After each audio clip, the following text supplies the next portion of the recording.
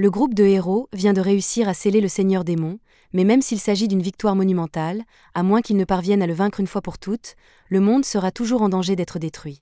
Ils se sentent tous coupables de ne pas avoir pu mener à bien leur mission, mais leur chef leur dit qu'il y a encore de l'espoir car il est certain qu'un jour, dans le futur, un nouveau héros apparaîtra pour perpétuer leur héritage et achever définitivement le Seigneur Démon. Plusieurs années plus tard, le groupe de rang à Thunder Pike est au milieu d'un raid dans un donjon public. Pendant que les deux combattants attaquent, les utilisateurs de magie commencent à lancer leurs sorts, et grâce au buff de Yuka, la supportrice du groupe, ils parviennent à abattre une hydre en un temps record. Individuellement, les membres de Thunder Pike sont déjà très forts, mais lorsqu'ils travaillent ensemble, ils sont presque imbattables, ce qui explique en partie pourquoi ils ont tant de fans. Cependant, bien qu'ils aient l'air d'une équipe parfaite à première vue, il s'avère qu'ils ne s'entendent pas aussi bien qu'on pourrait le croire. En fait, après la fin du stream, le mage rouge, Yuka, annonce à tous les membres de l'équipe qu'il quitte Thunder Pike avec effet immédiat. Le chef du groupe, Simon, lui demande pourquoi il veut partir, et Yuka lui explique qu'il ne reçoit pas une part équitable de l'argent de la récompense. L'argent qu'il a reçu aujourd'hui est si peu élevé qu'il devra peut-être commencer à contracter des prêts sur salaire, et c'est une situation dans laquelle il ne veut pas se retrouver. Simon tente de justifier la faible rémunération de Yuka en affirmant que cette dernière ne contribue pas suffisamment au groupe, et Barry intervient pour souligner que Yuka ne participe jamais au combat. Tout ce qu'il fait, c'est brûler la durabilité de leurs objets avec ses enchantements inutiles. Yuka n'arrive pas à croire que Barry puisse qualifier ses enchantements d'inutiles, mais Barry n'est pas le seul à penser ainsi. Jamie est le seul à penser que Yuka est utile, mais c'est parce qu'il est doué pour organiser leur flux. Camilla lui dit que s'il veut être mieux payé, il doit être plus actif au sein de l'équipe. Cependant, Yuka pense qu'elle n'a pas le droit de dire cela puisqu'elle est essentiellement une guérisseuse et que Yuka la protège toujours au combat.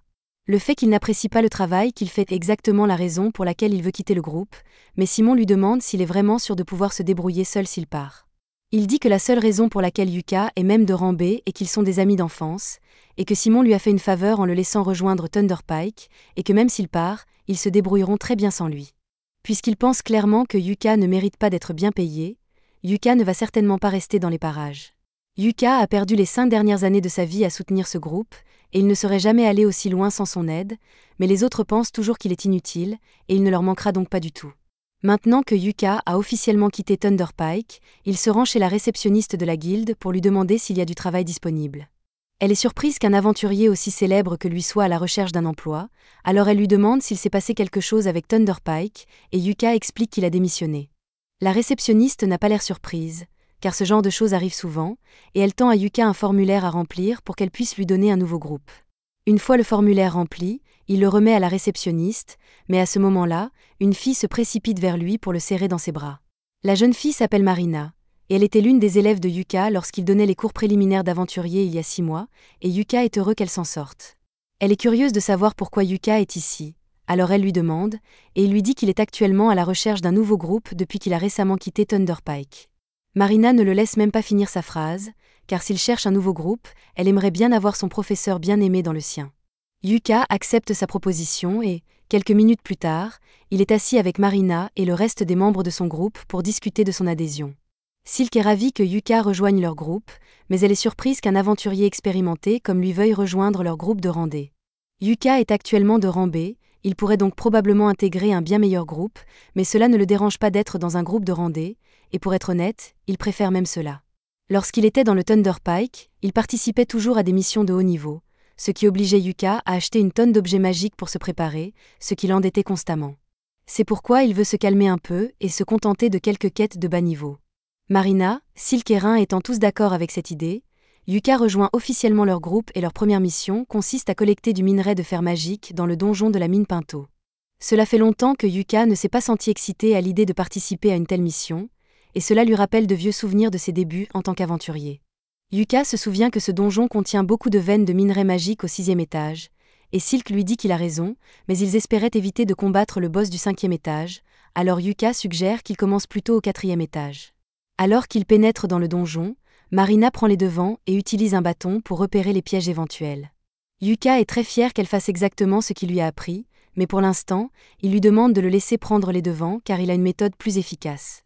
Marina ne comprend pas ce qu'il veut dire, car leur groupe n'a pas d'éclaireur ou de voleur pour détecter les pièges. C'est vrai, mais Yuka possède un objet magique qui devrait être utile dans cette situation. Il s'agit d'une lampe de détection qui, grâce à un type d'huile spéciale, éclaire les pièges pour qu'ils puissent les repérer comme le ferait un éclaireur. La lampe est vraiment utile, mais Silk demande si Yuka peut l'utiliser, car l'huile spéciale semble très chère. Et oui, c'est normalement le cas, mais Yuka a fabriqué cette huile grâce à son alchimie, elle ne lui a donc pas coûté grand-chose. Le groupe continue à marcher dans le couloir en évitant soigneusement tous les pièges, jusqu'à ce que Yuka arrête tout le monde parce qu'il sent quelque chose devant lui. Il prévient les autres et leur dit qu'ils doivent se préparer à se battre. Ils se précipitent donc tous ensemble et sont confrontés à un groupe de bogles. Silk décide de prendre l'initiative et tire le premier coup pour abattre l'un des bogles. Marina se précipite pour frapper les autres, tandis que Yuka lance des enchantements physiques qui se chevauchent sur elle pour qu'elle puisse mieux se battre, et en même temps, il lance un affaiblissement sur les bogles pour les désorienter. Pendant que les bogles sont désorientés, Marina passe à l'attaque, et d'un seul mouvement fluide, elle parvient à les couper tous les deux en deux, ce qui la surprend elle-même. Elle se retourne pour demander à Yuka si la sensation qu'elle vient de ressentir est due à sa magie, et Yuka confirme qu'il a lancé 3 types d'enchantements sur Marina pour l'aider dans son combat. Rin n'arrive pas à croire que Yuka ait pu lancer 3 enchantements en même temps, et qu'il l'ait fait sans incantation, mais Yuka ne trouve pas cela très impressionnant, alors il dit qu'ils devraient continuer à avancer. Alors qu'ils poursuivent leur chemin dans la mine, il demande aux filles quelle est leur routine habituelle pour l'exploration des donjons. Marina explique fièrement qu'elles font toujours une pause après chaque étage et vérifient leur équipement, comme il leur a appris à le faire.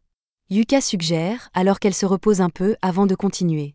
Après leur pause, Marina et les autres vérifient que leur équipement n'est pas endommagé, et tout semble en état de marche, ils sont donc prêts à continuer leur mission et à se rendre à l'étage suivant. Au 2e étage du donjon, le groupe tombe soudain dans une embuscade tendue par un groupe de mineurs morts-vivants, et le seul moyen de s'en débarrasser est que Rin utilise la magie sacrée, donc tout le monde doit la protéger pendant qu'elle utilise son chant. Marina et Silk prévoient de s'occuper de la défense, mais Yuka leur dit qu'il s'en occupe. Il lance donc une bénédiction de lumière sur eux tous, et même si elle ne tue pas les mineurs morts-vivants, elle les empêche de s'approcher, c'est donc une bonne mesure défensive. Finalement, Rin termine le sort de lumière sacrée et l'utilise pour éradiquer les morts-vivants, et une fois qu'ils sont en sécurité, Marina commence à féliciter Rin pour son bon travail. Yuka la félicite également, car il n'y a pas beaucoup de gens capables d'utiliser la magie de la lumière à l'échelle de ce que Rin vient de faire, mais cela a probablement drainé une tonne de mana, alors il lance rafraîchir le mana pour l'aider à se rétablir. Rin n'arrive pas à croire que Yuka puisse utiliser Refresh Mana, car c'est une compétence très rare. Elle restaure complètement le mana de la personne sur laquelle elle est lancée, et cette seule compétence rendrait Yuka extrêmement précieuse pour tout groupe travaillant avec lui. Mais Yuka pense qu'elle exagère un peu, car il n'a appris à rafraîchir le mana que pour compenser le fait d'avoir un métier obscur comme celui de mage rouge, même s'il a eu beaucoup de mal à l'apprendre. Le groupe continue ensuite à marcher sur le sentier, et Yuka commence à verser un liquide sur le sol. Silk lui demande ce qu'il fait et Yuka lui explique qu'il verse de l'eau bénite sur leurs traces de pas afin d'empêcher les monstres morts-vivants de les suivre. Silk s'inquiète et demande si c'est vraiment normal qu'il gaspille son eau bénite comme ça puisqu'elle est très chère, mais Yuka lui répond que ce n'est pas grave puisque, une fois de plus, il l'a fabriquée lui-même. Le groupe est choqué que Yuka soit capable de fabriquer de l'eau bénite alors qu'il n'est pas prêtre. Mais il a une méthode spéciale. En purifiant les cendres laissées par les morts-vivants lorsqu'ils sont vaincus, Yuka est capable de les transformer en eau bénite, et les cendres qu'il a obtenues des mineurs morts-vivants seront plus que suffisantes pour compenser la quantité d'eau bénite qu'il utilise. Lorsqu'ils atteignent enfin le 3e étage, Yuka suggère de faire une autre pause, car ils vont commencer à miner à partir de maintenant. Et comme ils n'ont pas mangé depuis un moment, il sort quelques ustensiles de cuisine de son sac magique et leur dit qu'il va leur préparer un repas. Les sacs magiques ne sont pas si rares, mais c'est la première fois que Rin en voit un en personne, alors elle est très excitée. Yuka met des saucisses et des œufs dans une casserole, et pendant que cela cuit, il sort une marmite spéciale. Les filles le regardent taper sur le côté de la marmite, qui se remplit instantanément. Yuka explique que la marmite est un artefact rare qu'il a trouvé dans les ruines d'un palais royal. Elle se remplit d'une soupe aléatoire à chaque fois qu'on l'utilise, ce qui est très pratique. Les filles sont très reconnaissantes à Yuka, car c'est la première fois qu'elles ont l'occasion de manger un si bon repas en plein milieu d'une mission dans un donjon. Mais lorsque Silk examine la nourriture de plus près, elle se rend compte que du mana en émane. Elle interroge Yuka à ce sujet, mais il lui répond qu'il n'y a rien de spécial dans cette nourriture puisqu'il l'a simplement préparée avec beaucoup d'amour. Ses talents d'alchimiste ont peut-être accidentellement enchanté la nourriture, mais cela ne devrait pas poser de problème. Le groupe arrive finalement au 4e étage du donjon et se retrouve face à un lézard des roches. Alors que le monstre fonce sur eux, Yuka lui lance un sort de lenteur qui le fige sur place. Marina se précipite alors pour attaquer. Normalement, elle ne s'y risquerait pas, mais comme les enchantements de Yuka ont augmenté sa force et son endurance, elle décide d'essayer d'utiliser sa capacité lame magique. Grâce à elle, elle peut trancher la tête du lézard des rochers d'un seul coup. Une fois le combat terminé, Marina est totalement épuisée car la lame magique utilise une grande partie de son mana, mais Yuka l'encourage à continuer à l'utiliser autant que possible car son corps finira par s'y habituer. Pour l'instant, il lance Refresh Mana pour l'aider à récupérer. Quoi qu'il en soit, il y avait beaucoup de minerais magiques ici, alors Yuka commence à miner avec les filles, et après un petit moment, elles réussissent à rassembler une tonne de minerais magiques. Yuka demande si c'est suffisant pour remplir les conditions de leur quête, mais Silk répond qu'il en faut un peu plus. Malheureusement, il n'y a plus de minerais magiques à cet étage, donc leur seule option est de vaincre le boss du 5e étage et de descendre au 6e étage pour récupérer les minerais restants. Les filles n'aiment pas cette idée, car le boss du 5e étage s'appelle le crabe d'acier broyeur novice, et elles ne sont pas sûres de pouvoir survivre face à quelque chose comme ça, mais Yuka leur dit qu'elles n'ont pas à s'inquiéter, car il fera de son mieux pour s'occuper du boss tout seul. Un peu plus tard, ils arrivent dans la chambre du chef, mais avant d'y entrer, Yuka sort un artefact de caméra. Rin reconnaît l'artefact et demande si Yuka a l'intention de retransmettre son combat en direct, mais en fait, il comptait juste l'enregistrer. Il enregistre toujours ses combats pour pouvoir étudier ses erreurs plus tard. Puisqu'il va enregistrer de toute façon, Marina lui demande de le faire en direct, car elle pense que ce sera très amusant. Yuka est d'accord pour retransmettre son combat en direct, mais pendant qu'il installe, il se rend compte qu'il ne connaît pas le nom de ce groupe. Il leur demande, mais Silk lui répond qu'ils n'ont pas encore réfléchi à un nom de groupe, et qu'en fait, ils ne sont même pas encore officiellement enregistrés. Puisque c'est le cas, il leur demande s'ils ont de bonnes idées pour un nom d'équipe. Marina réfléchit un instant et propose le nom Clové, un trèfle à 4 feuilles pour représenter les 4 membres, et tout le monde aime ce nom. À ce moment-là, Yuka se rend compte qu'il s'agit de la première diffusion en direct du groupe, et qu'il se sentirait mal s'il était le seul à être sous les feux de la rampe. Il demande donc aux autres s'ils veulent l'aider à combattre le boss, mais ils lui répondent tous qu'il peut très bien le faire seul. Dans ce cas, Yuka n'a pas l'intention de se priver, il lance les Buff Grade Blink, Shadow et Protector Shield sur lui-même, puis entre dans la salle du boss. Le crabe d'acier se réveille et tente immédiatement de frapper Yuka, mais ce dernier utilise ses buffs de vitesse pour esquiver, et une fois hors de portée du crabe, il commence à lui lancer des tonnes de sorts d'affaiblissement. Une fois le crabe suffisamment affaibli, il lance un sort de gravité pour l'écraser contre le sol.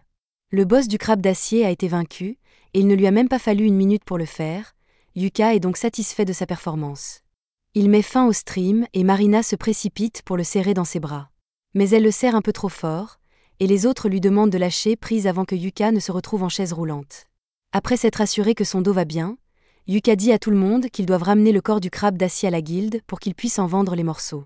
Ils rangent le tout dans son sac magique, ce qui est très utile puisqu'ils n'auraient jamais pu le transporter eux-mêmes.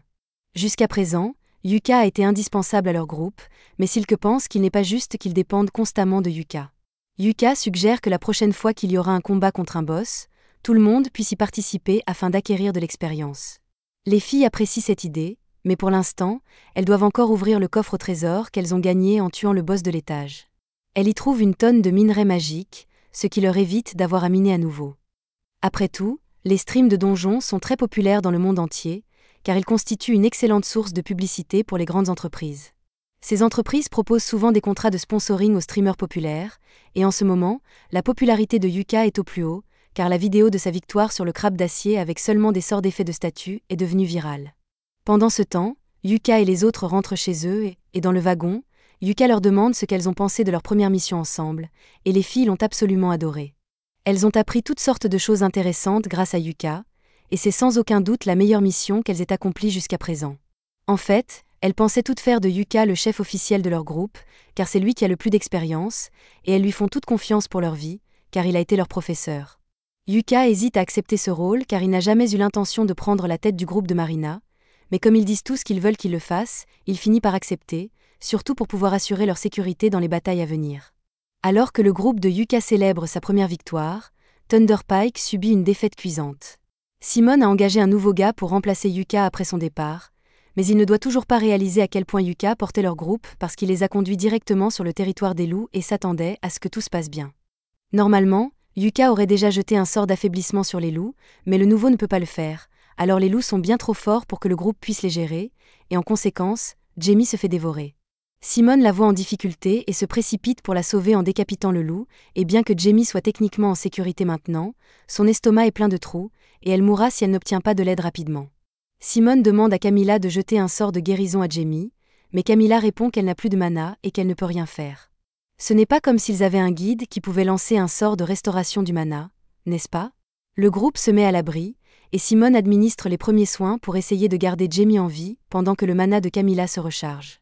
Il demande si quelqu'un a une potion de soin, et le nouveau, Cork, en a une, mais il n'a pas envie de la donner à Simone, qui lui a clairement fait comprendre qu'il devait acheter son propre équipement avec son propre argent. Simone lui dit que ce n'est pas le moment de s'inquiéter pour l'argent alors qu'un de ses coéquipiers est sur le point de mourir, alors Cork donne à contre-cœur la potion de guérison, et Simone la donne à Jamie. Thunderpike est vraiment dans une spirale descendante ces derniers temps, mais d'un autre côté, tout va bien pour Yuka. Les filles et lui sont assis au bar pour fêter l'événement, et même si la récompense pour leur quête n'était pas très élevée, le corps du crabe d'acier était en bon état, et la guilde a donc payé un bon prix pour l'obtenir. En parlant d'argent, Yuka demande à Marina et aux autres quel système ils utilisent pour partager les gains du groupe. Ils lui répondent que Silk gère habituellement tout l'argent du groupe et que chaque membre reçoit une allocation fixe. Yuka est un peu surprise car il est rare qu'un groupe confie tout l'argent à un seul membre, mais le groupe a une raison pour cela. Ils ont tous économisé pour pouvoir s'acheter une maison en tant que groupe, car il est un peu gênant de devoir louer l'auberge tout le temps. Comme ils essaient d'économiser leur argent, Yuka leur dit qu'il n'y a pas de problème s'ils continuent avec le système d'allocation. Silk lui demande s'il est vraiment d'accord pour qu'elle s'occupe de toutes les finances, car elle pensait qu'un aventurier comme lui voudrait s'occuper de son propre argent, mais Yuka lui fait confiance, il n'y a donc aucune raison de changer le système qu'ils ont déjà. Alors que Yuka et les autres s'amusent et s'entendent bien, Simone et le reste de Thunderpike sont contrariés parce que c'est le pire résultat qu'ils aient eu depuis des années. Heureusement, ils ont pu sauver la vie de Jamie, mais les choses auraient pu très mal tourner, et Simone rejette la faute sur Cork. Le reste du groupe s'en mêle et commence à traiter Cork d'inutile pour n'avoir pas été capable de les sortir de ce pétrin. Cork ne va pas les laisser le blâmer puisque tout le monde sait que les grands loups traquent leur proie à l'odeur, et qu'il est donc logique d'acheter un bloqueur d'odeur en prévision de la mission. C'est clairement la faute du groupe qui n'était pas préparé à la situation, mais Simone essaie de retourner la situation contre Cork et dit que s'il savait pour les bloqueurs d'odeur, il aurait dû leur dire, et que le fait que Jamie ait failli mourir est entièrement de sa faute parce qu'il n'a pas acheté de bloqueur d'odeur pour tout le groupe. Il se rend compte qu'il ne veut pas faire partie d'un groupe où personne n'est prêt à assumer la responsabilité de ses erreurs et il démissionne sur le champ. Yuka l'entend et n'arrive pas à croire que Thunderpike n'a toujours pas appris de ses erreurs, mais cela ne le concerne plus. Il se retourne vers les filles et Marina leur dit ce qu'elles doivent faire demain.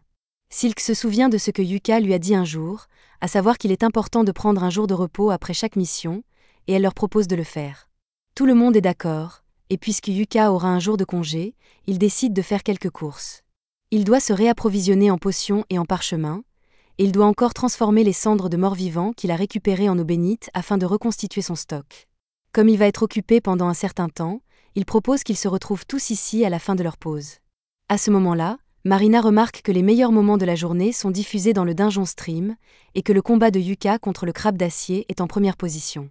Il est choqué car il l'a mis en ligne il y a seulement quelques heures, mais il a déjà plus de 5000 spectateurs, et ça continue d'augmenter. Les gens trouvent vraiment intéressant que quelqu'un qui a un travail obscur comme celui de mage rouge ait pu mettre à terre un crabe d'acier sans même avoir besoin de le toucher. Les annonceurs disent à tout le monde de garder un œil sur Yuka et son groupe, Clové, parce qu'il pourrait bien devenir le meilleur groupe du monde. Simone et les autres membres de Thunderpike voient également le flux de Yuka, et ils sont tous incroyablement jaloux que Yuka se débrouille bien sans eux, mais ils refusent toujours d'admettre que Yuka a peut-être été plus utile pour eux qu'ils ne le croyaient. Thunderpike aura toujours une bande de détracteurs, mais il semble qu'il y ait quelqu'un d'autre qui déteste Yuka à distance, et il semble furieux que Yuka se sente à l'aise avec son nouveau groupe. Quelques jours plus tard, Yuka est de retour à la guilde, et il regarde le tableau d'affichage pour voir s'il peut trouver des quêtes qui conviendraient aux filles. Voyant qu'il a du mal à se décider, la réceptionniste s'approche et lui demande si elle peut l'aider. Yuka lui demande s'il existe des quêtes assez faciles pour un groupe de novices, mais qui rapportent une somme d'argent décente. La réceptionniste lui répond qu'il est un peu trop optimiste. Il ne trouvera jamais de quête parfaite, mais compte tenu des circonstances, elle lui indique une quête de rang, c'est qui consiste à aller chercher des pierres magiques dans la forêt d'Ordon. Yuka pense que cela pourrait fonctionner, mais il est un peu curieux de savoir pourquoi la quête est de rang, c'est alors qu'aller chercher des pierres magiques n'est généralement que de rang D. La réceptionniste explique qu'une grande bête magique a été aperçue près de la forêt, et que cette quête est donc un peu plus dangereuse que la normale. Marina entre alors dans la guilde, et dès qu'elle entend le mot « quête », elle crie immédiatement que leur groupe va l'accepter. Yuka lui demande de le laisser finir ses explications avant d'accepter la quête, mais Marina dit qu'elle n'a pas besoin de connaître les détails car, si Yuka pense qu'ils peuvent s'en charger, alors elle est sûre qu'ils seront capables de le faire. Ce ne devrait pas être trop difficile puisqu'elle et les autres ont déjà fait une quête dans cette forêt, bien qu'elles ne comprennent pas pourquoi cette quête serait de rang C alors que toutes les autres quêtes sont de rang D. C'est alors que Yuka intervient et dit que la quête Endurance c'est parce qu'une bête magique vit quelque part dans cette forêt. En entendant qu'il y a une bête magique dans la forêt, les filles se demandent si c'est une bonne idée de faire cette quête, mais elles décident finalement de la faire quand même, car si Yuka est avec elles sont sûres que tout se passera bien à la fin. Dans ce cas, Yuka leur dit de préparer leurs affaires et de le retrouver 1 heure plus tard devant la diligence pour qu'ils puissent se rendre dans la forêt. À ce moment-là, la réceptionniste revient avec le reçu de la quête, et tout cela semble un peu trop commode. Alors il demande à la réceptionniste si elle a planifié les choses pour qu'elle se termine ainsi, et elle ne nie pas avoir un rôle à jouer dans tout cela. Le stream que Yuka a fait hier lui a valu plus de 10 000 fans, et tous sont impatients de voir le prochain stream de Yuka. Yuka est un peu gêné, car il n'avait pas réalisé que son stream lui vaudrait autant d'attention. Il ne voit aucun inconvénient à continuer à diffuser ses combats, car cela attire l'attention sur les filles, et si elles parviennent à trouver cette bête magique, le fait de la voir en vidéo serait une bonne chose pour les archives de la guilde. Pendant que Yuka parle de tout cela, l'homme de tout à l'heure devient de plus en plus furieux. Alors que Yuka quitte la guilde, il le suit. Yuka se rend immédiatement compte qu'il est suivi, car l'homme qui le suit fait un très mauvais travail, et il se réfugie dans une ruelle pour s'enfuir. Il espérait semer son harceleur, mais pour un gros, il est plutôt rapide et rattrape Yuka. Yuka lui demande s'il a quelque chose à faire avec lui, et l'homme exige que Yuka quitte Clovey immédiatement. Yuka lui répond qu'il n'en est pas question, d'autant plus qu'il est le chef du groupe. L'homme n'arrive pas à croire que ses filles ont fait de Yuka leur chef après une seule journée passée ensemble, alors qu'il leur a proposé de rejoindre leur groupe 1 million de fois, et qu'elles ont toujours refusé. Yuka comprend ce qui se passe ici. Ce type voulait se constituer un harem de jolies filles d'aventure, mais Marina et les autres ont refusé qu'il les rejoigne, et maintenant, voir un autre type vivre son rêve l'a rendu irrationnel. L'homme dégaine son épée pour attaquer si Yuka n'accepte pas de quitter le groupe de filles, alors Yuka lance tranquillement un piège au pied de l'homme et s'en va. Alors que Yuka s'éloigne, l'homme tente vraiment de l'attaquer, mais le piège de Yuka le fait glisser et tomber par terre. Une fois dans la calèche, Yuka parle aux filles de sa rencontre fortuite. Elles reconnaissent le gars comme étant Bezio et disent à Yuka qu'il essaie de rejoindre leur groupe depuis longtemps. Elles demandent si Yuka va bien, car elles détesteraient qu'il lui arrive quelque chose de grave à cause d'elle, mais Yuka leur assure que ce n'est pas de leur faute. De plus, il a laissé ce type inconscient au milieu de la rue, alors ils n'ont qu'à le dénoncer à leur retour en ville. Entre-temps, avant qu'ils n'arrivent à destination, Yuka veut revoir une dernière fois l'objectif de leur mission. Ils vont chercher 3 pierres magiques dans la forêt d'Ordon, et comme les autres disent qu'ils y sont déjà allés, ils leur demandent comment c'était quand ils y sont arrivés. Selon Marina, ils y étaient il y a 2 mois, mais maintenant qu'elle y pense, elle n'a rencontré aucun monstre. Après avoir entendu cela, Yuka réalise que la bête magique devait déjà être dans la forêt il y a 2 mois. Ainsi, la guilde obtiendra des informations précieuses sur la bête, et si elle ne parvient pas à la vaincre, il sera facile d'appeler des renforts en cas de besoin. Une fois arrivé dans la forêt, Yuka lance le streaming et le groupe commence à se frayer un chemin dans la forêt. Yuka décide d'être à l'arrière-garde car les bêtes attaquent généralement par derrière, mais Marina demande si c'est vraiment bien qu'il soit à l'arrière-garde car c'est là qu'il est le plus en danger. Yuka lui répond qu'elle n'a pas à s'inquiéter car non seulement il peut utiliser Blink Step pour s'enfuir si sa vie est vraiment en danger, mais ses vêtements ont aussi de très bonnes statistiques de défense, donc il peut prendre quelques coups avant de tomber. Ils atteignent bientôt la cascade où ils doivent rassembler les pierres magiques, mais juste avant qu'ils ne l'atteignent, Yuka dit à tout le monde d'attendre parce qu'il sent que quelque chose arrive. La bête magique se révèle enfin, mais toute la confiance que Yuka avait plutôt s'envole, car cette chose est un monstre de haut niveau que l'on ne trouve habituellement que dans les parties les plus profondes du donjon, un Zarnag. Les filles sont loin d'être assez fortes pour gérer cette chose ou même survivre 1 minute contre elle. Alors Yuka se met devant elle et dit à Silk de mener les autres à la guilde des aventuriers et d'obtenir des renforts pendant qu'il tient cette chose ici. Cependant, les filles savent que Yuka n'a aucune chance contre cette chose s'il se bat seul, alors elles refusent de le quitter, sinon, il risque vraiment de mourir. Yuka ne peut pas vraiment s'opposer à cela, alors il accepte qu'elle se batte avec lui et lance ses sorts d'enchantement sur elle. Marina et lui s'occupe de la première ligne, Marina charge donc en premier, mais le Zarnag la repousse sans effort. Yuka tente d'utiliser ses effets de statut superposés sur le Zarnag, mais bien qu'il l'affaiblisse, il ne lui inflige pas beaucoup de dégâts, si bien qu'il n'a plus beaucoup d'options pour le moment. Il n'y a qu'une seule chose dans son arsenal qui puisse arrêter cette chose, alors Yuka décide de faire tout ou rien. Cependant, il a besoin de Marina pour gagner du temps afin de pouvoir lancer le sort. Marina accepte de distraire la bête, elle s'approche d'elle et fait de son mieux pour garder son attention tout en esquivant ses attaques. Même lorsqu'elle est sur le point de se faire prendre, Silk et Rin l'aident grâce à leur magie. Grâce à leurs efforts combinés, Yuka a eu le temps de finir de lancer le sort de niveau 5, un missile prismatique extrêmement destructeur. Maintenant qu'il est terminé, Yuka le tire directement sur le visage de la bête. Après que le missile prismatique est frappé, il ne semble pas avoir fait grand-chose au début, mais peu après, un monstre commence à cracher du sang, ce qui signifie qu'il a été gravement blessé. Rin lance alors un sort d'éclair de tonnerre de 5e catégorie pour électrocuter le monstre, et pendant qu'il est paralysé, Yuka ordonne à Marina de lui couper la tête. Marina fonce et active son épée magique tandis que Yuka la dote d'un sort d'attaque critique, ce qui lui permet de trancher la tête du monstre d'un seul coup. Maintenant que le combat est terminé, Yuka tombe à genoux de soulagement, car il n'arrive pas à croire qu'ils ont réussi à vaincre le monstre sans qu'aucun d'entre eux ne meure. De retour en ville, tous les spectateurs du torrent sont également stupéfaits, surtout par le sort que Yuka a utilisé, car personne n'a jamais rien vu de tel auparavant, mais il y a toujours un détracteur dans la foule.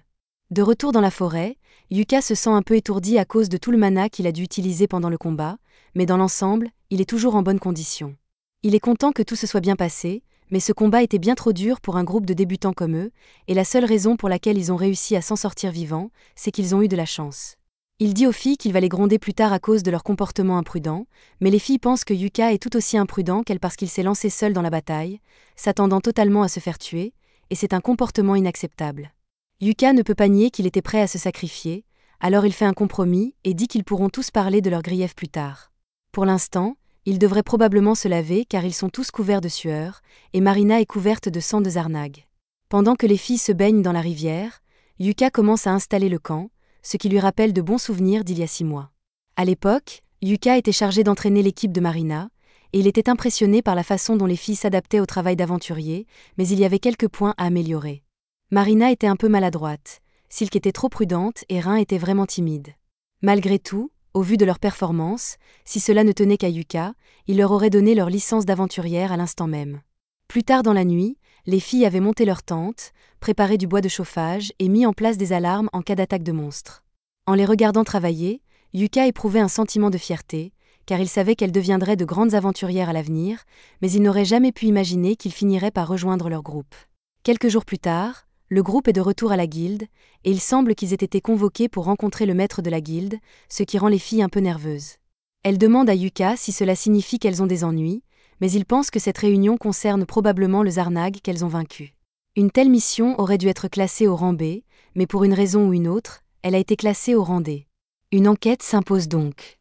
C'est alors que le maître de guilde Benwood entre, et les filles sont tellement intimidées par sa présence qu'elles se mettent immédiatement au garde à vous.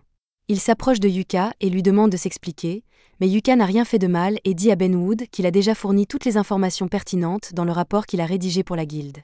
Benwood ne se contente pas d'un rapport objectif, il exige une explication détaillée. Mais avant qu'il ne discute de quoi que ce soit, Yuka demande à Benwood d'arrêter de jouer les durs à cuire car cela effraie les filles. Marina tente d'empêcher Yuka de parler au maître de la guilde avec autant de désinvolture, car il s'agit d'une personne très puissante, mais le maître de la guilde respecte beaucoup Yuka, et il n'y a donc pas besoin de formalité entre eux. Benwood dit à tout le monde qu'ils peuvent s'asseoir, et il sait déjà ce qui s'est passé dans la forêt, mais il veut savoir ce que Yuka pense de toute cette situation. Yuka lui dit qu'il soupçonne qu'il s'agit d'un débordement qui a provoqué l'apparition d'un monstre plus fort que d'habitude de plusieurs niveaux. Benwood est d'accord avec la conclusion de Yuka et demande immédiatement à son secrétaire de lancer une enquête d'urgence pour faire toute la lumière sur cette affaire. Yuka et Benwood semblent comprendre la gravité des débordements, mais Marina n'a aucune idée de ce que c'était et demande à Yuka de lui expliquer. Yuka lui explique qu'un débordement est un phénomène qui se produit lorsqu'un catalyseur fait sortir les monstres du donjon. Habituellement, les monstres qui vivent dans le donjon sont liés par le mana qui circule dans le sol, mais il arrive que ces entraves soient brisées, ce qui permet aux monstres de s'échapper du donjon et de terroriser les environs. Cela pourrait également être la preuve d'une possible ruée vers le donjon dans un avenir proche. Les filles ont entendu parler des débordements de donjons et du chaos qu'ils peuvent provoquer en traversant les villes comme une traînée de poudre.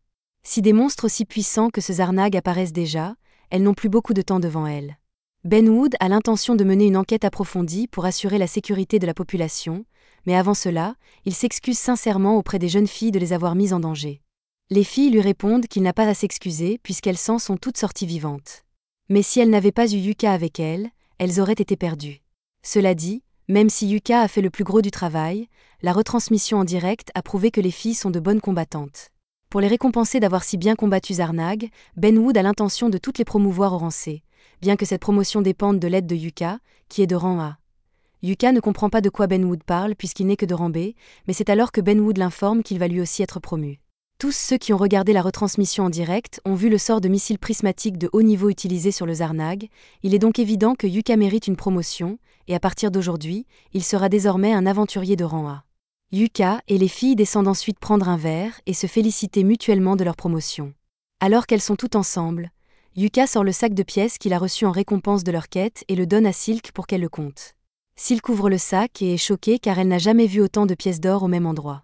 Yuka explique que même si la quête était à l'origine de rang D, en raison de sa difficulté, elle a été traitée comme une quête de rang B, ce qui fait que le gain est beaucoup plus élevé qu'il ne l'aurait été autrement. Silk pose toutes les pièces sur la table pour pouvoir commencer à compter, mais elle remarque alors un morceau de papier au fond du sac, sur lequel figure le nom de Yuka, alors elle le lui donne. Yuka l'ouvre, et il s'avère que c'est un mot de Ben Wood s'excusant pour tout ce que Yuka a dû endurer, et il y a aussi une pièce de platine à l'intérieur comme petit bonus pour Yuka. Les pièces de platine sont très précieuses. Alors Yuka les ajoute au fond du groupe, et après que Silk ait fini de tout compter, elle dit à tout le monde qu'ils ont assez d'argent pour acheter une maison maintenant. Marina est tellement excitée qu'elle se lève et renverse accidentellement les pièces. Silk est également heureuse d'avoir atteint son objectif financier, mais elle se sent un peu mal à l'aise car la seule raison pour laquelle ils ont obtenu autant d'argent, c'est grâce à Yuka. Bien que ce soit vrai, Yuka dit à Silk qu'elle n'a pas à penser à cela. Ils ont fait de lui le chef de Clové, et il est naturel pour un chef de faire tout ce qu'il faut pour aider le groupe. Ainsi, même s'il a joué un rôle majeur dans l'obtention de cet argent, il leur appartient à tous. Le groupe continue de faire la fête jusque tard dans la nuit et, à un moment donné, Rin demande à Yuka s'il a un rêve à réaliser. Yuka est pris au dépourvu par la question et lui demande s'il y a une raison précise pour laquelle elle lui pose cette question. Rin explique qu'ils viennent d'atteindre leur objectif d'acheter une maison grâce à Yuka, et qu'elle veut donc savoir quel est le rêve de Yuka pour pouvoir l'aider à le réaliser. Comme elle le demande, Yuka lui répond que son rêve est de conquérir les étages les plus profonds du donjon Achromatic Darkness. Dès que les filles l'entendent, elles crachent leur verre de surprise, car ce donjon est littéralement le plus dangereux qui soit.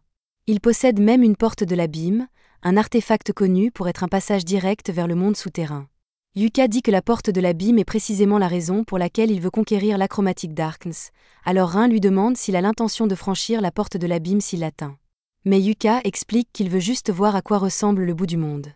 Un de ses oncles s'est attaqué au donjon et a essayé d'atteindre la porte, et bien qu'il n'ait pas réussi, Yuka a entendu l'histoire tellement de fois quand il était enfant qu'il a décidé de l'essayer lui-même. Bien qu'il sache que cela n'arrivera probablement jamais, Marina aime le rêve de Yuka.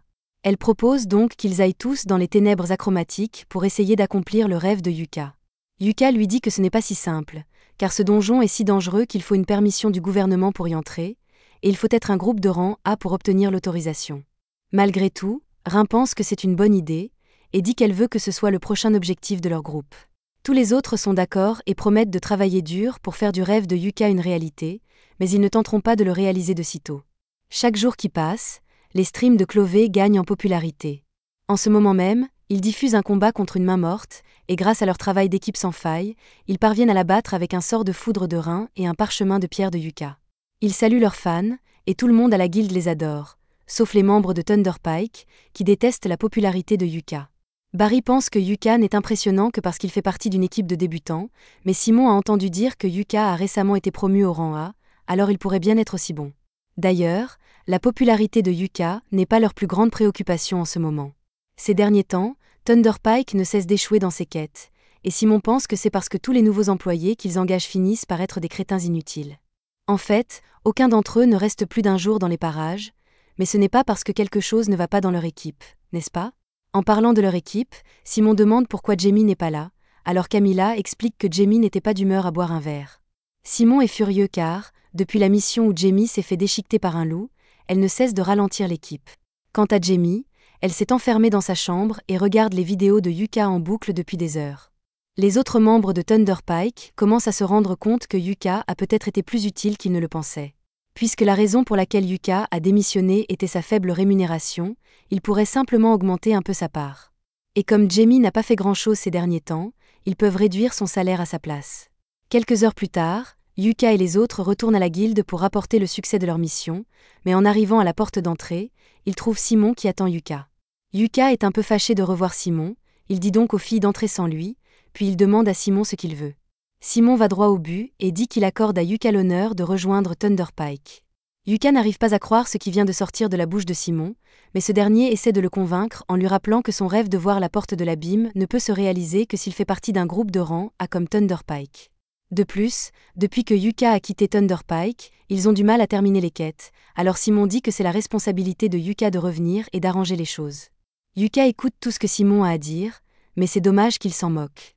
Bien que Simon et lui aient été des amis d'enfance, cela ne signifie rien après tout le manque de respect que Simon lui a témoigné, et Yuka ne veut plus jamais avoir affaire à lui. Il entre alors dans la maison, laissant Simon réfléchir aux conséquences de ses actes. Pendant ce temps, Bézio observe tout ce qui se passe et semble avoir une idée sinistre en tête. De retour à l'intérieur, Yuka retrouve les filles, qui lui demandent ce qui s'est passé avec le type à l'extérieur. Yuka explique qu'il s'agissait de Simon, le chef de son ancien groupe, et dès que Marina l'entend, elle s'inquiète car Yuka pourrait finir par rejoindre Thunderpike. Mais, comme Yuka l'a dit plus tôt, rien sur Terre ne l'amènera à retourner dans ce groupe de spectacle. Cela mis à part, ils doivent encore rapporter le succès de leur mission à la guilde, alors ils se rendent tous à la réception, et après, ils prendront un verre pour fêter l'événement. Le lendemain, Yuka convoque les filles pour leur parler d'une quête qu'elles ont reçue. Marina est déjà prête à partir, mais Yuka lui demande de s'asseoir d'abord et d'écouter au moins le contenu de la quête. Il leur dit que leur groupe a été spécifiquement demandé par Urti. Les filles sont surprises, car Urti est l'atelier le plus connu du pays. En fait, l'arc de Silk a été fabriqué à Urti, c'est donc un honneur d'être spécifiquement demandé par eux. Cependant, les filles se demandent toujours pourquoi Urti a choisi Clové parmi tous les groupes. Yuka explique qu'Urti lance un nouveau thème d'équipement pour les femmes, à la fois élégant et sûr, et qu'ils veulent que Marina, Silk et Rin conquièrent un donjon en portant les nouvelles tenues afin de promouvoir la marque. Marina n'arrive pas à croire qu'elles vont vraiment être des filles d'affiche pour une marque aussi importante que Urti, mais Silk et Rin sont déjà en train de se coiffer pour la mission. C'est une très bonne affaire puisqu'elles sont payées pour conquérir un donjon et garder l'armure après, alors elles disent à Yuka qu'elles acceptent l'offre, et le groupe se met en route pour le donjon Ion. Lorsque le jour de la quête arrive enfin, Yuka retrouve les filles à l'extérieur du donjon, et elles ont déjà revêtu leur nouvel équipement Urti. Yuka leur dit qu'elles sont toutes très jolies, et qu'en plus, l'équipement est très fonctionnel, donc il pense qu'il leur convient. Mais pour une raison quelconque, Rin semble être en colère contre lui, et il ne sait pas pourquoi. Le groupe entre dans le donjon, et Yuka explique que ce donjon est relativement vieux et n'a que 4 étages, mais qu'au fond, il y a une entrée vers un autre donjon, et c'est ce qu'ils vont nettoyer. Pour atteindre l'entrée principale du second donjon, Yuka dit qu'ils vont devoir prendre les escaliers, mais ces escaliers sont très longs. Alors Marina demande s'ils peuvent simplement descendre par le milieu avec une corde pour gagner du temps. Yuka lui répond qu'elle aurait normalement raison, et que des gens ont déjà essayé de le faire par le passé, mais que ce donjon a un champ de distorsion qui vous empêche d'aller ou que ce soit qui ne soit pas un chemin désigné. Il leur dit de faire attention à ne pas se faire prendre dans le champ, mais il remarque que Rin semble toujours contrarié, alors il lui demande s'il a fait quelque chose de mal. Rin ne dit rien, mais les autres savent pourquoi elle est contrariée, et ils disent à Yuka de regarder de plus près la tenue de Rin. Yuka regarde Rin, essayant de voir s'il y a quelque chose qui l'a manqué, et c'est alors qu'il remarque qu'elle a changé la couleur de son nœud de ruban en bleu au lieu de rouge aujourd'hui. Rin était contrarié qu'il ne l'ait pas complimenté à ce sujet, alors Yuka lui dit que ça lui va bien, et elle se sent beaucoup mieux. Ils descendent ensuite au 2e étage, et grâce à sa lanterne, Yuka repère un piège, alors il dit aux filles de rester en arrière pendant qu'il s'en occupe. Il sort un long bâton et avec, il tape sur le piège, faisant jaillir plusieurs dizaines de lances du sol, des murs et du plafond. Cela aurait été une façon désagréable de mourir, mais puisqu'il l'a déjà déclenché, il devrait pouvoir continuer à avancer en toute sécurité. Ils vont devoir se faufiler entre toutes les lances, alors tout en marchant, Yuka demande si quelqu'un a des problèmes. Heureusement, comme leur nouvelle armure est très ajustée, les filles n'ont aucun mal à passer à travers les lances. Une fois qu'elles ont avancé dans le couloir, Yuka sent quelque chose devant elle et avertit les filles de se préparer au combat. Le groupe tombe nez à nez avec un groupe d'orques, et à la seconde où Silk voit les orques, des années de haine générationnelle lui reviennent à l'esprit. Yuka sait que les orques sont les ennemis naturels des elfes, mais il demande à Silk de rester calme pour ne pas commettre d'erreur. Yuka prévoit de les frapper d'abord avec une puissante magie, puis Marina attaquera avec son épée, et Silk pourra apporter son soutien à l'arrière. Maintenant que tout le monde connaît le plan, Yuka lance ses sorts d'enchantement et Rin commence à lancer un sort de boule de feu. Une fois qu'elle a terminé, elle la lance sur les orques, les enflammant, et Yuka se joint à elle en lançant une boule de pierre. Alors que les orques tentent d'échapper à ces rochers, Silk en tue un dans le cou, et un autre est écrasé, si bien qu'il n'en reste plus que 2. Marina charge, et alors que les 2 derniers orques foncent, Yuka les frappe avec un sort de paralysie et de ralentissement, ce qui permet à Marina d'en couper un en 2, tandis que Silk tire dans le cou de l'autre. Marina achève le tout en coupant la tête de l'orque en deux. Maintenant que la bataille est terminée, Yuka s'approche des cadavres d'orques pour ramasser les pierres magiques et demande à Silk si elle s'est calmée. Silk s'excuse pour son emportement, mais elle ne peut s'empêcher d'être remplie de rage chaque fois qu'elle voit un orque. Yuka comprend qu'elle ne peut pas contrôler sa réaction face aux orques, car cela fait partie de la vie d'un elfe. À ce moment-là, Marina s'approche de Yuka et lui dit qu'elle vient de trouver quelque chose d'étrange sur le corps d'un des orques. Elle le lui tend, et après l'avoir inspecté, Yuka se rend compte qu'il s'agit d'un parchemin du mémorandum de révélation. C'est un artefact qui peut révéler des capacités cachées chez les personnes qui l'utilisent. Il est assez étrange qu'un orque de bas rang possède un tel objet, mais en l'état, il n'a pas beaucoup de valeur puisqu'il est très abîmé. Cependant, ce serait un gâchis de le vendre, alors Yuka dit qu'il va le réparer et laisser l'une des filles l'utiliser. Silk demande ce qui se passe si l'une d'entre elles utilise le parchemin, et Yuka explique qu'il débloque un talent caché. Par exemple, il peut vous permettre d'obtenir un deuxième emploi ou une nouvelle compétence. Si c'est ce que fait le parchemin d'Apocalypse, Rin et Silk suggèrent à Marina de l'utiliser lorsqu'il sera réparé, puisqu'elle n'a qu'un seul travail pour le moment. Marina hésite un peu à accepter car les mages à l'épée sont rares et elle n'est pas sûre d'avoir le potentiel pour en devenir un. Yuka pense que cela vaut la peine d'essayer, car même si elle n'obtient pas de second emploi, elle pourrait découvrir une sorte de capacité cachée. Juste à ce moment-là, un coffre apparaît en guise de récompense pour avoir vaincu les orques, et après l'avoir ouvert, ils continuent à marcher jusqu'à ce qu'ils arrivent à la salle de repos entre les étages. La récompense qu'ils ont reçue du coffre est un sac magique, et Rin est folle de joie car tout le monde a dit qu'elle pouvait l'avoir. Surtout parce que les sacs magiques sont plus utiles pour les personnes qui ont un rôle de soutien. S'ils parviennent à en trouver un autre à un moment donné, Yuka pense qu'il serait préférable que Silk l'ait, car cela lui permettrait de stocker plus de flèches. Une fois la pause terminée, ils se lèvent tous, mais avant de continuer, Yuka veut faire le point sur les pertes et les gains de l'équipe. Yuka a utilisé un de ses parchemins, mais son niveau de mana est encore correct, et Marina se sent parfaitement bien. Silk a utilisé 5 flèches lors du combat contre les orques, mais il lui en reste 20. Quant à Rin, elle est prête à continuer. Comme tout le monde est encore en bonne condition, ils descendent au 3e étage, et Yuka prévient tout le monde de rester vigilant, car même si cet étage n'a pas de boss, ils doivent être prêts au cas où ils se feraient attaquer. Il y avait auparavant une porte menant au donjon principal, la ville abandonnée, mais il y a environ 10 ans, la porte a disparu, et n'importe qui peut maintenant entrer. D'après ce que Yuka sait, les Shadow Stalkers sont censés ressembler à des mannequins noirs aux yeux brillants, mais ils n'ont pas été vus depuis des années, alors il n'y a aucune chance qu'ils en rencontrent un ici. Cependant, il y a un mannequin noir aux yeux brillants qui les regarde d'un air menaçant depuis le 3e étage, alors Marina leur demande s'ils devraient s'en inquiéter. Cette chose est sans aucun doute un Shadow Stalker, et Yuka pense qu'il est incroyable qu'ils envoient un ici, alors il s'assure que l'enregistreur le voit bien. Le Shadow Stalker a l'air effrayant, mais ils n'ont pas à s'inquiéter pour l'instant, car il se trouve au 3e étage, et il n'y a aucune chance qu'il puisse traverser le champ de distorsion. Cependant, le traqueur d'ombre saute en bas et traverse le champ de distorsion comme si de rien n'était, ce qui signifie qu'ils sont peut-être dans le pétrin. Yuka demande à tout le monde de se préparer à se battre et sort un parchemin d'enchantements multiples pour renforcer les filles autant que possible. Mais même avec tous les enchantements, lorsque le Shadow Stalker lance sa première attaque, il élimine Marina en un seul coup. Rin se précipite aux côtés de Marina pour la soigner tandis que Silk la couvre, mais Yuka n'arrive toujours pas à croire que l'ombre a réussi à briser sa barrière multi-enchantement aussi facilement. L'ombre prépare une nouvelle attaque, Yuka charge donc en avant et lance une barrière de protection sur lui-même, mais l'attaque de l'ombre la brise facilement. Yuka en conclut que l'attaque de l'ombre doit être spécialement conçue pour détruire les barrières. Il change donc de tactique et lance Blink Shadow sur lui-même afin d'éviter d'être touché et de s'approcher furtivement de l'ombre pour la tuer. Cependant, avant qu'il ne puisse frapper, l'ombre se retourne et frappe Yuka d'une malédiction de magie noire qui l'immobilise, de sorte qu'il n'y a peut-être aucun moyen de la vaincre. L'ombre lance ensuite un autre sort, mais Rin parvient à le bloquer avec un bouclier sacré, tandis que Silk contre-attaque avec ses lianes de dryade. Pendant que l'ombre est occupée, Rin tente de soigner Yuka comme elle l'a fait avec Marina, mais à sa grande horreur, elle découvre que Yuka ne respire plus. Au même moment, l'ombre taillade Silk dans le dos, et Marina parvient à la chasser, mais elle se déplace beaucoup trop vite pour qu'elle puisse la toucher, alors Rin décide d'utiliser un sort de grande portée pour la battre.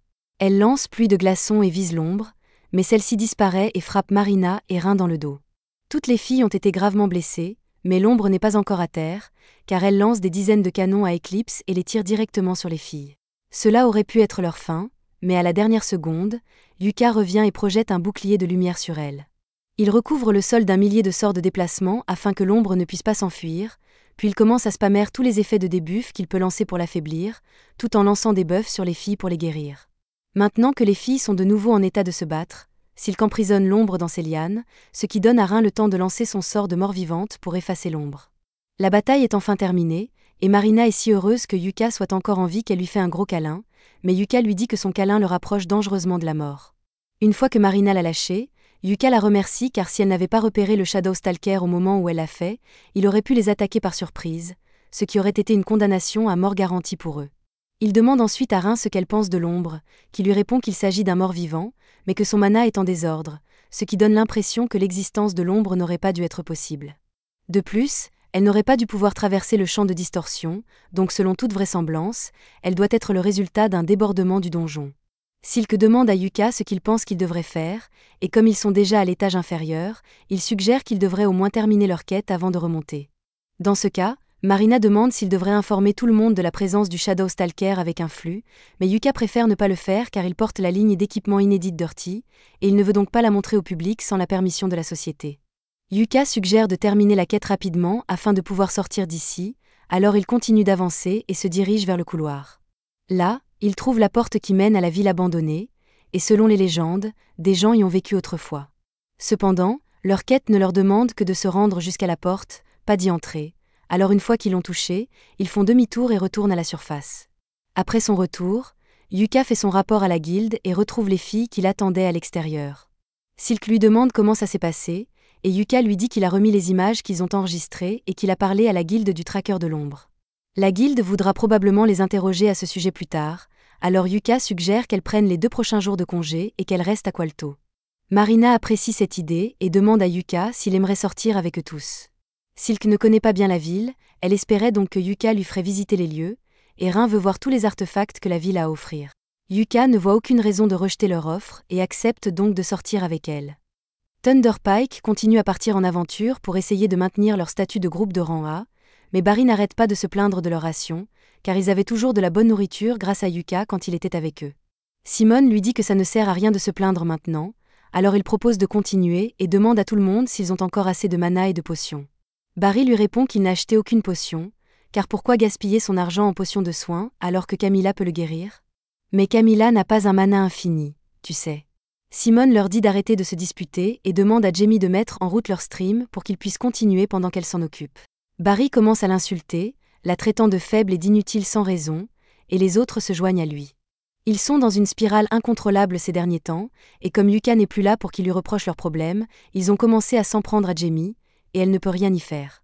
Bien que cette mission ait été un nouvel échec, à leur retour à la guilde, Mamar leur dit que s'ils continuent à échouer ainsi, ils risquent d'être rétrogradés.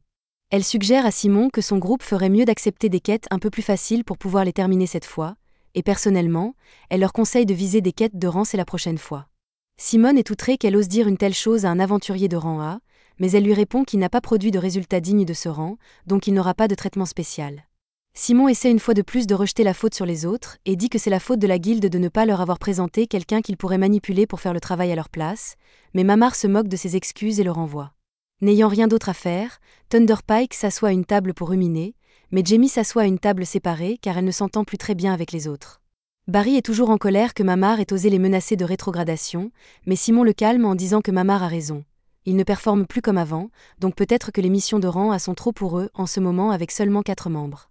Cependant, si Simone pense que l'absence d'un 5e membre est un problème, Camilla lui dit de se dépêcher de trouver un nouveau membre pour leur groupe, car c'est son travail en tant que leader. Simon sait que Camilla a raison, mais même s'il trouve quelqu'un, il n'y a aucune chance qu'il trouve quelqu'un d'aussi bon que Yuka. Barry lui demande alors s'il ne pourrait pas simplement ramener Yuka dans Thunderpike. Mais Simon a déjà essayé, et Yuka a refusé. Donc, s'il veut ramener Yuka, il va devoir faire quelque chose pour le convaincre d'oublier les années de manipulation qu'il a subies. C'est pourquoi Simone suggère qu'il prenne une mission dans le donjon des ténèbres achromatiques, car cela a toujours été le rêve de Yuka de le conquérir, lui qui voulait trouver une porte des abysses. Simon pense qu'il pourrait attirer Yuka en prétendant qu'ils veulent explorer le donjon, car seuls les groupes de rang y ont accès, et Yuka ne pourrait pas le faire avec les nouvelles filles de son groupe.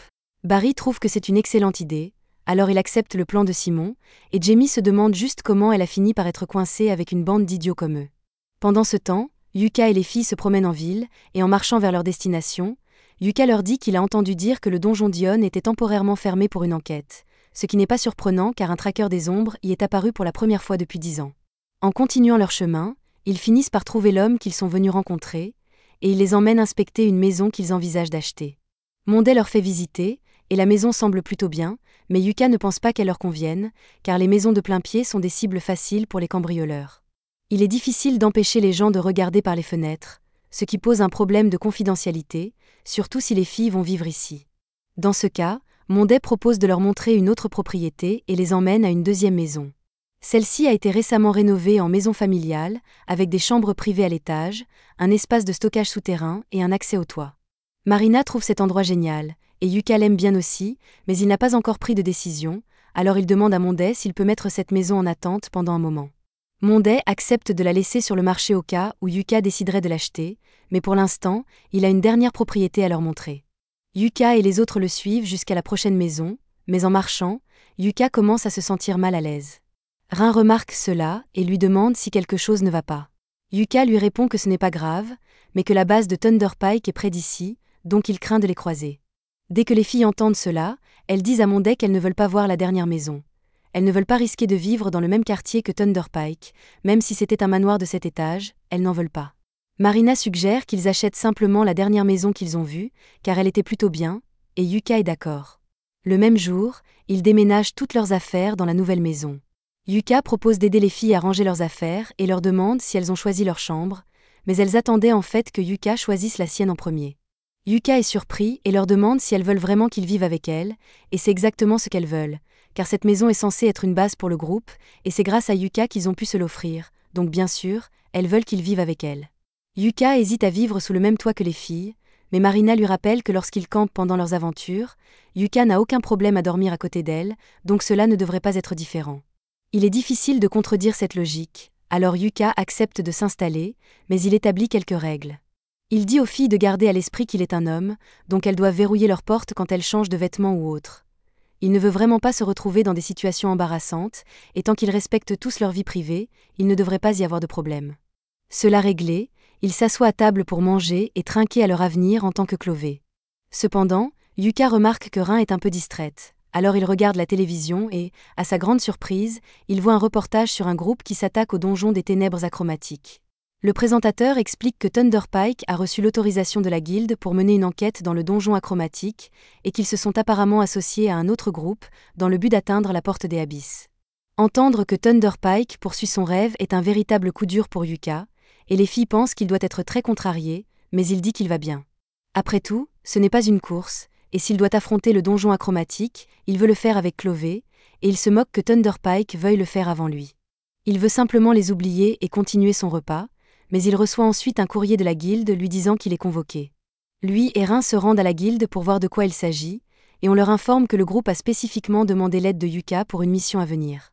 Yuka est d'abord curieux, mais quand il voit que la demande vient de Thunder Pike, il refuse immédiatement et continue sa journée. Cependant, quelques minutes plus tard, Simon est informé que Yuka a refusé la demande, alors il se met en quête de Yuka pour exiger une explication. Yuka s'attendait à ce que cela arrive, alors il se tourne vers Simon, qui lui demande pourquoi il a refusé. Yuka lui répond qu'il n'y a pas de raison particulière. Il ne veut tout simplement pas travailler avec Thunder Pike, peu importe les circonstances, même si c'est pour son rêve.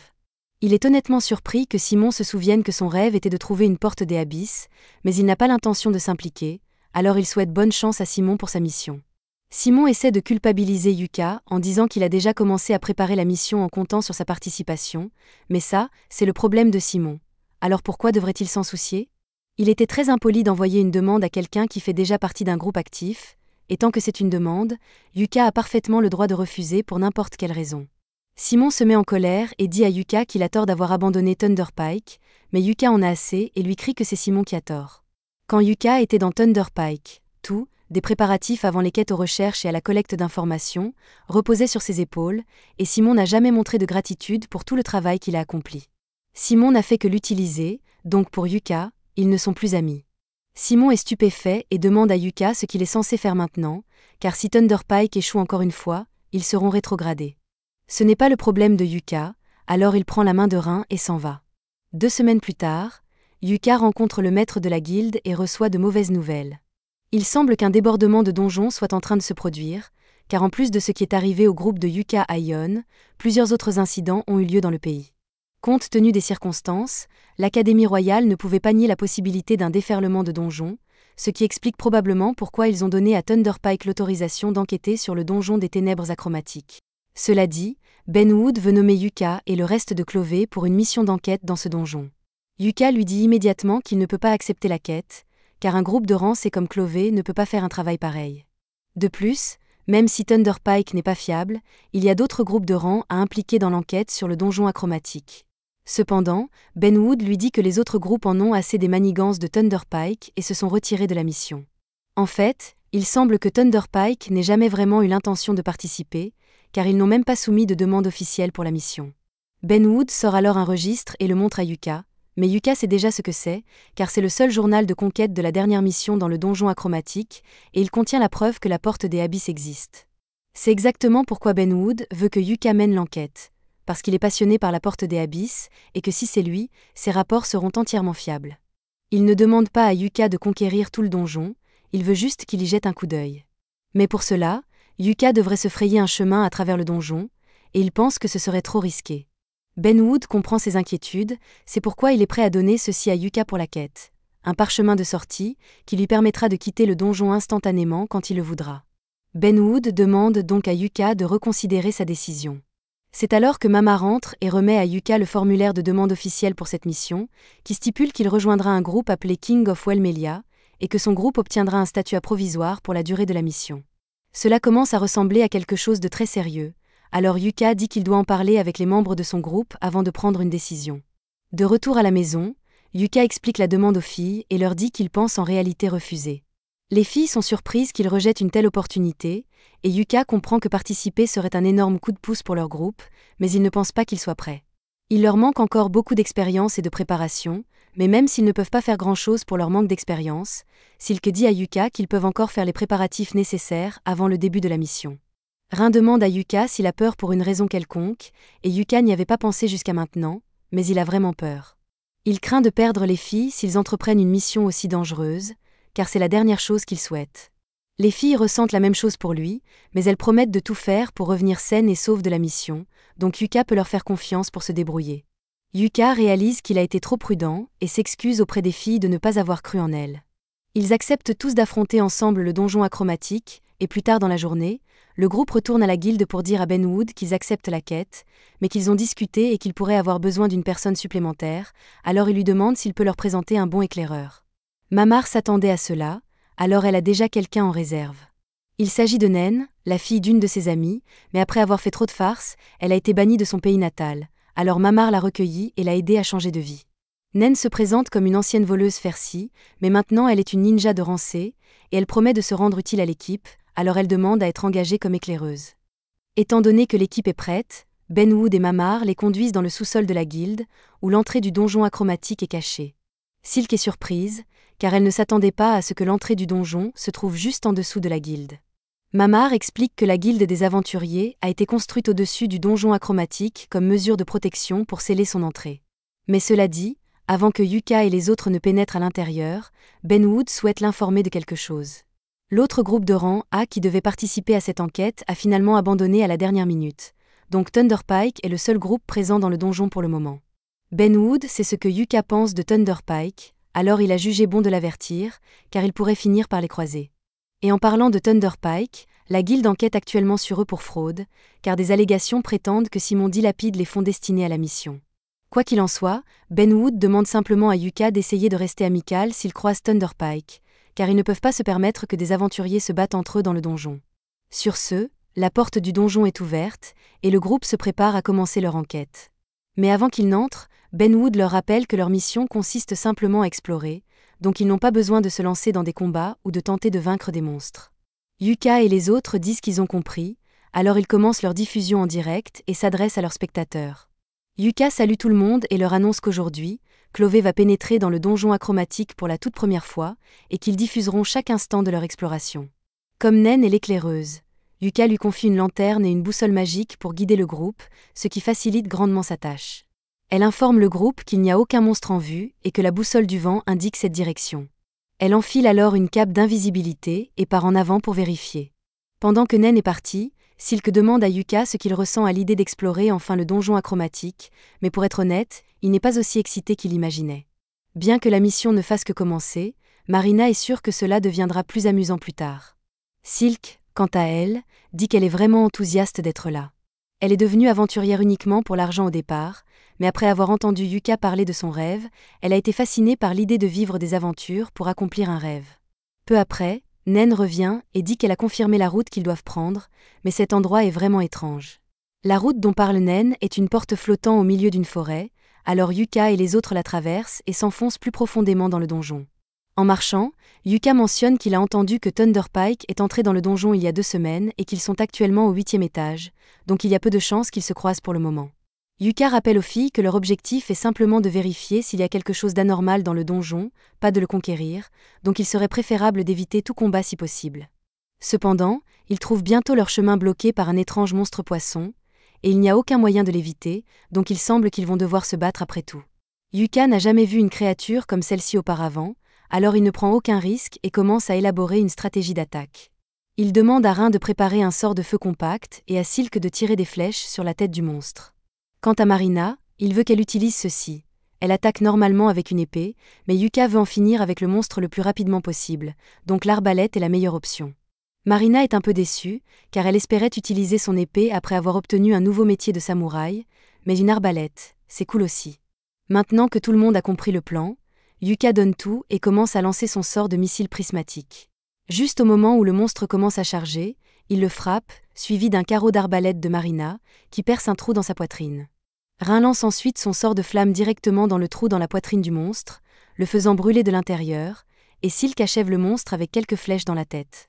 Nen est impressionné par la rapidité avec laquelle ils ont réussi à vaincre le monstre, et maintenant qu'il est vaincu, l'équipe peut se diriger vers la salle sûre.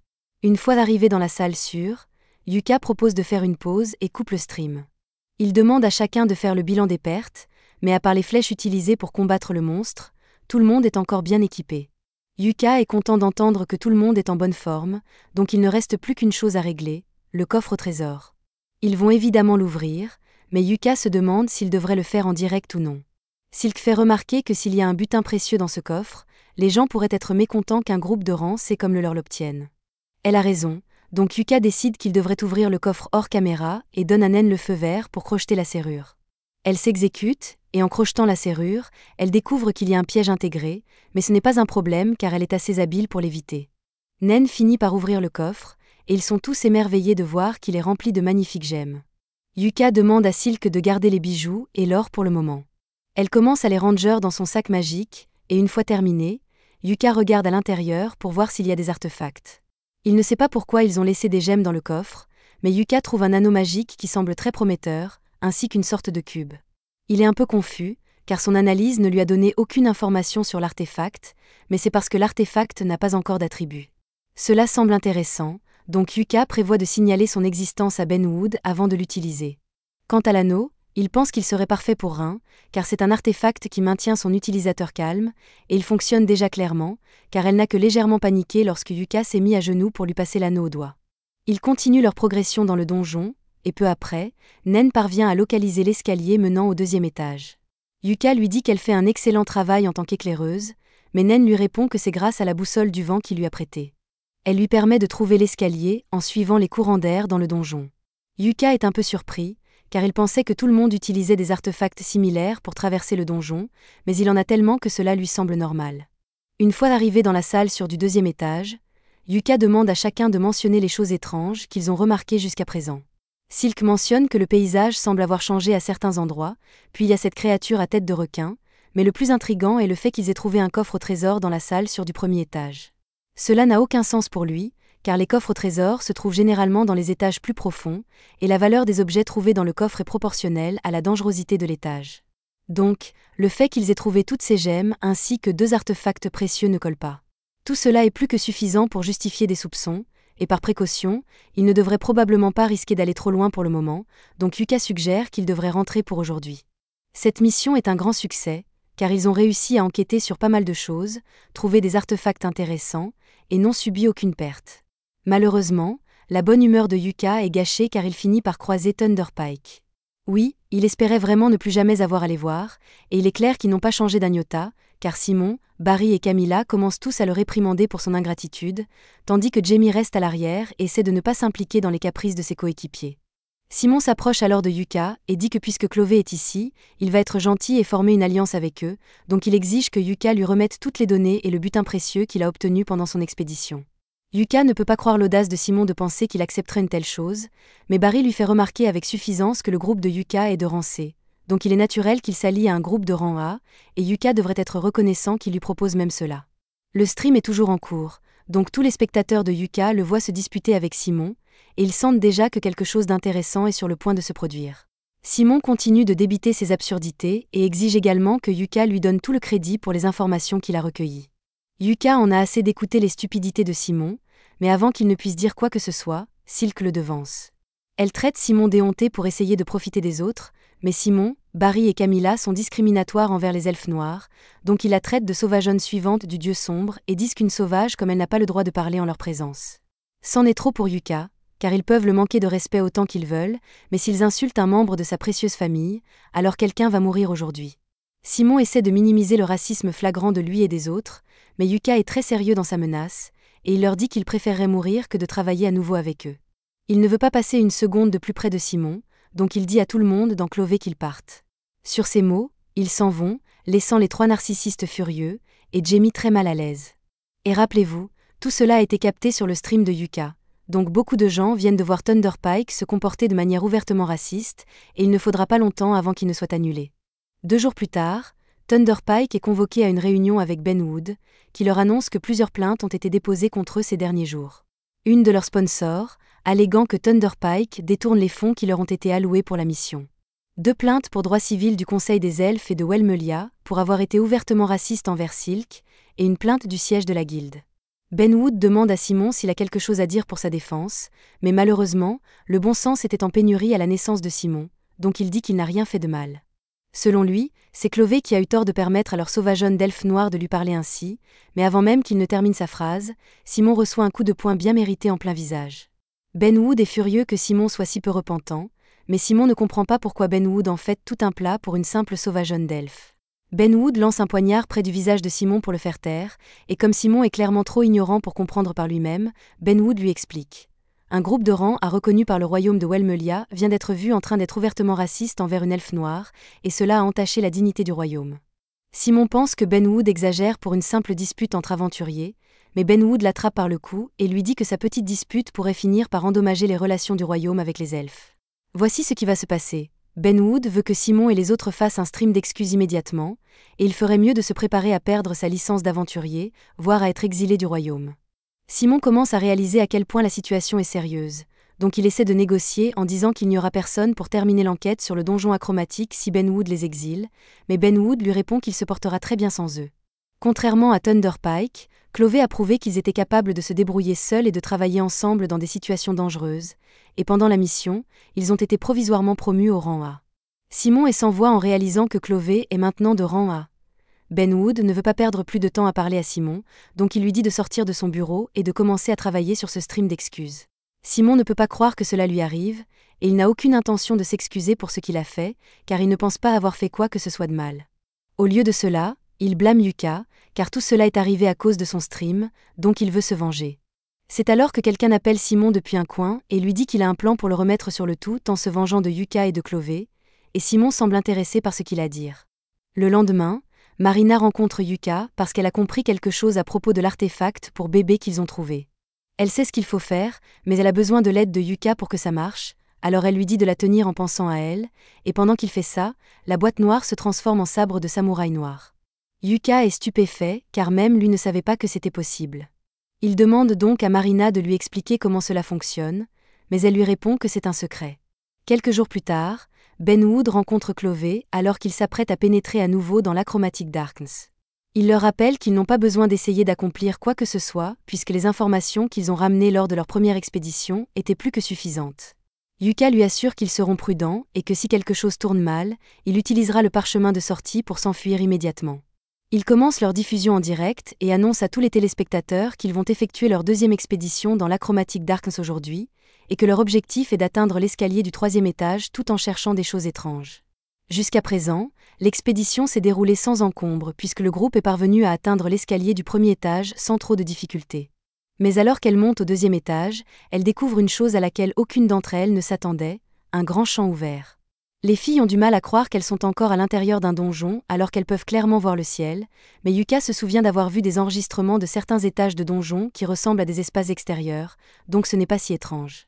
Le seul point qui le préoccupe est que les étages extérieurs n'apparaissent généralement qu'aux alentours du 20e étage, mais ils sont actuellement au deuxième étage, ce qui n'est pas normal. Yuka pense que la disposition du donjon a dû changer, il aimerait donc mieux observer les environs, mais malheureusement, il n'a pas apporté de télescope avec lui. Heureusement, Rin connaît un sort de vision télescopique, et Yuka la soulève sur ses épaules pour qu'elle puisse jeter un coup d'œil autour d'elle. Rin regarde au loin, et au début, elle ne voit rien, puis elle aperçoit une petite maison de l'autre côté du champ. Puisque c'est la seule chose qu'ils ont repérée dans ce champ, Yuka et les autres commencent à se diriger vers la maison, mais pendant qu'ils marchent, Silk lui demande si c'est normal qu'il y ait des maisons dans un donjon. Yuka sait qu'on trouve souvent des ruines dans les donjons, mais c'est la première fois qu'il rencontre une maison entière, alors il ne sait pas trop à quoi s'attendre. Et le fait qu'il y ait un soleil ne fait qu'ajouter à son inquiétude, car s'il fait jour, cela signifie qu'il fera nuit à un moment ou à un autre, et son instinct lui dit qu'ils ne veulent pas être ici quand la nuit tombera. Le groupe arrive bientôt à la maison, et maintenant qu'il la regarde de plus près, elle semble avoir été construite récemment, ce qui soulève la question de savoir qui construirait une maison dans un donjon. C'est alors qu'une vieille femme sort de la maison et dit qu'elle est ravie d'avoir de la visite, et elle les invite tous à l'intérieur pour prendre du thé et de la tarte. Yuka est immédiatement mis sur les nerfs, car il est impossible qu'une vieille dame puisse survivre seule dans un donjon. Il ne sait peut-être pas ce qui se passe, mais il sait qu'il ne veut pas y participer.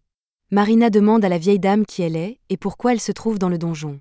La dame lui répond qu'elle lui expliquera, mais d'abord, elle les invite tous à entrer à l'intérieur et à se reposer un peu. Yuka sait reconnaître un piège quand il en voit un, alors il lui dit qu'ils ne s'approcheront pas de cette maison, et voyant que Yuka ne tombera pas dans le piège, la vieille dame révèle sa vraie forme. Le ciel s'assombrit soudain, et la maison commence à s'agrandir sous leurs yeux. La vieille dame est devenue une belle jeune femme, et elle est un peu déçue que Yuka ne soit pas entré dans sa maison, mais elle est aussi impressionnée qu'il ait instinctivement su que c'était une mauvaise idée. Yuka n'était pas sûr avant, mais maintenant il sait exactement ce qui se passe et à qui il a affaire. Cette femme est Dame Perséphone, la déesse qui inverse la vie et la mort. Perséphone est encore plus impressionnée que Yuka la connaisse, mais s'il sait qui elle est, alors il doit savoir qu'il n'a aucune chance de gagner contre elle, et elle va donc l'obliger à la divertir pour le reste de l'éternité. Yuka est bien conscient qu'ils ne peuvent pas gagner un combat contre Perséphone, mais il connaît une astuce qui pourrait leur permettre de s'en sortir vivant, alors il s'agenouille et dit qu'il aimerait rencontrer Perséphone à nouveau quand son temps sur ce monde prendra fin. Ce devait être le code secret, car Perséphone n'a soudain plus l'intention de les capturer, mais elle dit à Yuka qu'elle n'oubliera pas sa promesse et lui jette une malédiction. Des lettres noires apparaissent soudainement sur le visage de Yuka, et il ressent une immense douleur, mais il n'a pas le temps de s'en inquiéter car ils doivent tous retourner à l'escalier immédiatement. Il lance des enchantements physiques sur chacun d'entre eux pour qu'ils puissent courir plus vite, et pendant qu'ils courent, il dit aux autres que la femme là-bas était Dame Perséphone, ce qui signifie que cet endroit doit être le pays de la mort, et que quoi qu'il arrive, ils ne doivent pas se laisser rattraper par les ténèbres. Ils reviennent à temps à l'escalier, mais le fait d'être resté si longtemps dans le pays de la mort a drainé une grande partie du mana de Yuka, qui ne peut donc pas utiliser de magie de récupération. Les filles remarquent alors la marque sur le visage de Yuka, elles lui tendent un miroir et il reconnaît qu'il s'agit de la marque de Perséphone. Rin aimerait l'aider à s'en débarrasser, mais elle n'est pas assez forte pour le faire. Yuka devra donc se rendre dans un temple à leur retour en ville, mais pour l'instant, ils font une pause pour manger et discuter de ce qui vient de se passer. Yuka raconte aux autres qu'il a lu des histoires sur l'époque où un aventurier nommé Ramazerka s'est aventuré dans le champ de gris. C'est ainsi qu'il a appris l'existence de la phrase qui a permis à Perséphone de les laisser partir, mais il n'est pas sûr de savoir comment elle a fonctionné ni quelles en seraient les conséquences. Comme les autres l'ont sans doute deviné, il s'agit d'un tout autre royaume, où le cycle de la vie et de la mort se répète à l'infini sous le règne de Dame Perséphone. Yuka s'est toujours demandé si une porte des abysses reliait vraiment les mondes entre eux, et il semble qu'il ait enfin sa réponse. Il pense que le donjon achromatique recrée des versions des mondes auxquels il est relié, mais même si c'est le cas, ils ne sont qu'au 2e étage, donc quelque chose comme ça ne devrait pas se produire ici. Yuka réfléchit un instant et se rend compte qu'ils ne sont peut-être pas au 2e étage. Il se souvient avoir lu que l'avant-garde avait déjà conquis quelque chose de similaire à cet étage, ce qui signifie qu'il doit s'agir du 30e étage. Cela signifie que les escaliers les transportent à des étages aléatoires du donjon. Si les étages du donjon sont vraiment sautés d'une manière ou d'une autre, on ne sait pas ce qui pourrait se passer, alors Yuka pense que ce serait une bonne idée d'utiliser le parchemin de sortie pour partir immédiatement. Mais Silk lui dit d'attendre, Son mana est encore épuisé par sa rencontre avec Perséphone, et utiliser le parchemin maintenant serait trop contraignant. Les filles suggèrent qu'ils devraient rester dans la pièce sécurisée un peu plus longtemps, au moins jusqu'à ce qu'ils aient tous récupéré, et puisque c'est ce qu'ils veulent, Yuka est d'accord. Ils s'endorment tous, mais lorsque Yuka ouvre les yeux, il se retrouve ligoté et Simon se tient au-dessus de lui. Il se demande pourquoi Simone est ici, mais Simon lui répond qu'il a simplement suivi Yuka et les autres jusqu'ici. Yuka demande ce qu'il veut, mais Simon lui dit de se calmer, à moins qu'il ne soit d'accord pour que les filles soient blessées. Camilla ne leur a jeté qu'un sort de sommeil pour l'instant, donc elles vont bien, mais elles ont reçu un collier d'esclave de quelqu'un qui en veut beaucoup à Yuka, et tant que Rin le portera, elle sera forcée d'obéir à tous les ordres de Simon, même si c'est pour tuer ses amis. Yuka dit à Simon que s'il fait cela, il sera considéré comme un criminel, mais Simon est déjà sur le point d'être exilé du royaume, c'est donc un perdant qui n'a plus rien à perdre. Cela dit, Simon est prêt à laisser partir les filles, mais seulement si Yuka fait quelque chose pour lui en échange. Il sort une déclaration et demande à Yuka de la signer pour prouver qu'il reconnaît que tout ce qui y est écrit est vrai.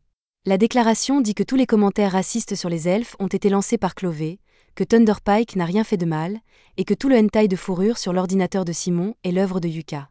Yuka n'arrive pas à croire ce qu'il lit, et il dit qu'il ne signerait jamais quelque chose comme ça, mais Simon menace d'utiliser le collier d'esclave pour forcer Rin à faire quelque chose de très inapproprié s'il ne le fait pas, alors Yuka n'a pas le choix. Simon commence alors à battre Yuka par colère pour tout ce qu'il a dû endurer depuis que Yuka a quitté le groupe, mais Barry lui rappelle de ne pas tuer accidentellement Yuka parce qu'il ne peut pas signer le document s'il est mort. Simon se rend compte qu'il a raison, mais il veut quand même faire souffrir Yuka, alors il lui dit qu'il va ordonner à Rin de tuer Silk et faire en sorte que Yuka assiste à la scène. Yuka le supplie de ne pas le faire et lui dit qu'il signera le document, alors Simon se met devant lui et sort une plume d'oie pour que Yuka signe. Jamie est à l'arrière, se sentant coupable de ce que font ses coéquipiers, mais elle n'a pas le droit à l'erreur après avoir laissé les choses aller aussi loin. Yuka est sur le point de signer le document, mais tout à coup, il ressent un énorme tremblement de terre. Le tremblement de terre se dissipe rapidement et Simon dit à Yuka de se dépêcher de signer le document, mais Yuka est toujours préoccupé par le tremblement de terre qui vient de se produire. Il s'agit d'une salle sécurisée, donc si un tremblement de terre se produit ici, c'est un signe clair que le donjon est en train de se déstabiliser. Simon pense que Yuka invente des choses pour gagner du temps, mais quelques secondes plus tard, le sol s'effondre sous ses pieds, entraînant Simon, Barry et Camilla dans un gouffre. Le reste du sol va bientôt céder, alors Yuka tente de réveiller les filles pour qu'elles ne meurent pas de la chute, mais elles sont toujours dans les vapes.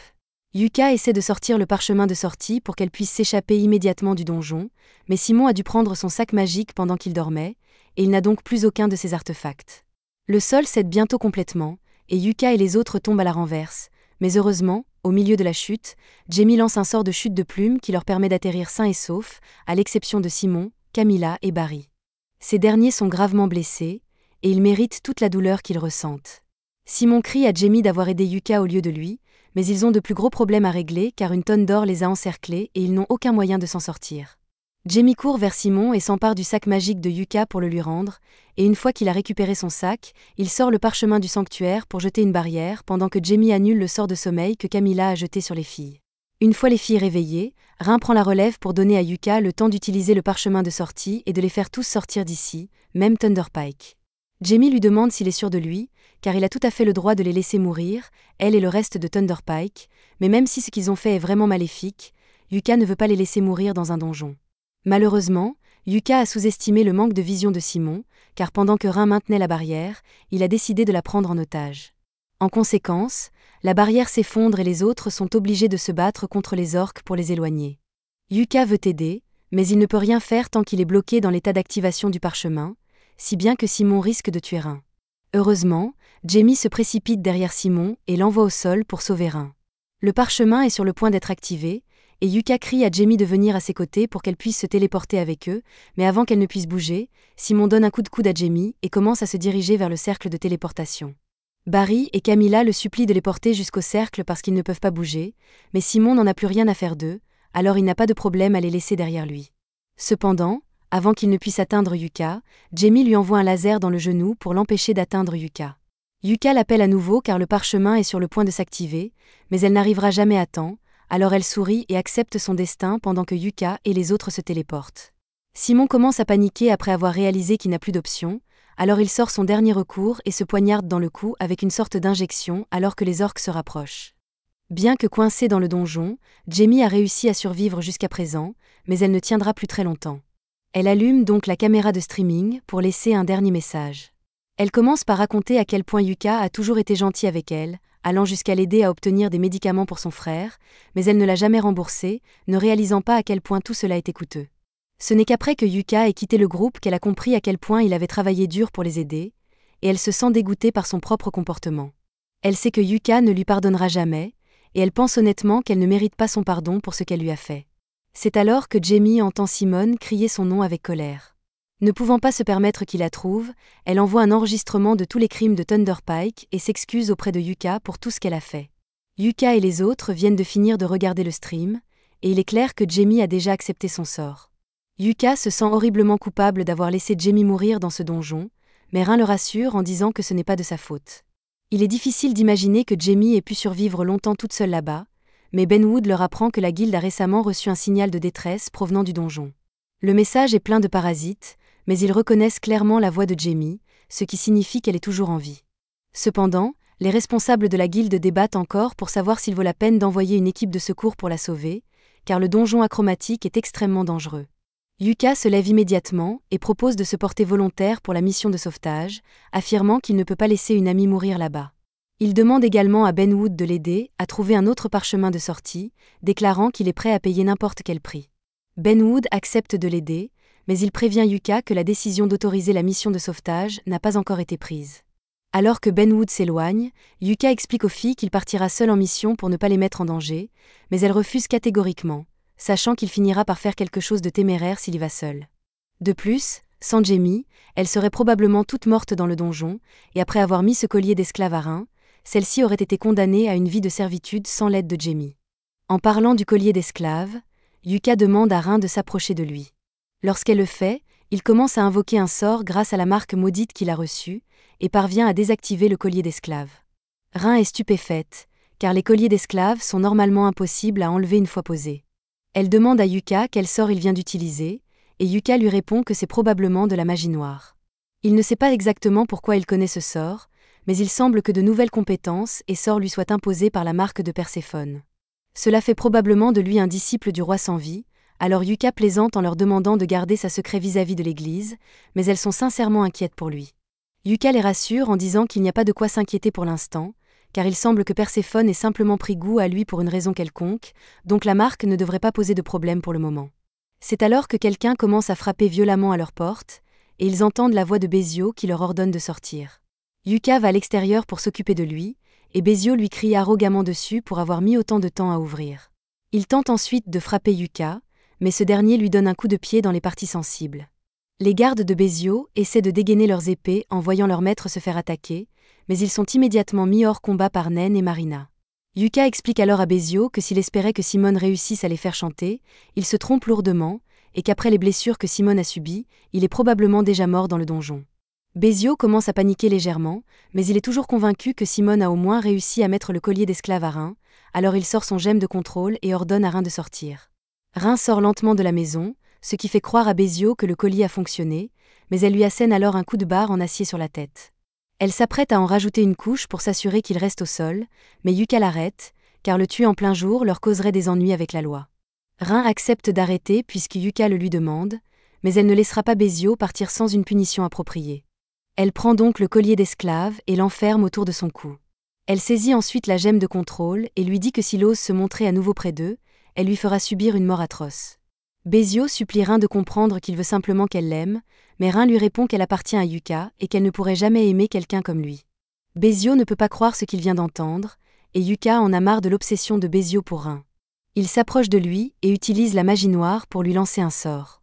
Désormais, s'il tente de s'approcher de Rin, son sang bouillira et ses parties intimes exploseront. Yuka estime que cela devrait suffire à l'éloigner pour de bon, puis il le remet à la police pour qu'il soit jugé pour ses crimes. Pendant ce temps, ils préparent leur équipement pour la mission de sauvetage. Ils ont toutes les armes et les médicaments dont ils pourraient avoir besoin, mais ils ne peuvent pas commencer la mission tant qu'ils n'ont pas obtenu un autre parchemin de sortie. Ces parchemins sont assez rares, donc même avec l'aide de Benwood, il n'y a aucune garantie qu'ils en trouveront un à temps. C'est alors que quelqu'un frappe à leur porte. Yuka va voir qui c'est et rencontre Lucent, le chef du groupe de rang A, Scoria. Il a entendu que Yuka avait besoin d'un parchemin de sortie, et il se trouve qu'il en a un sous la main, alors il est là pour le lui donner. Mais avant de le faire, il demande à Yuka pourquoi il retourne dans le donjon achromatique.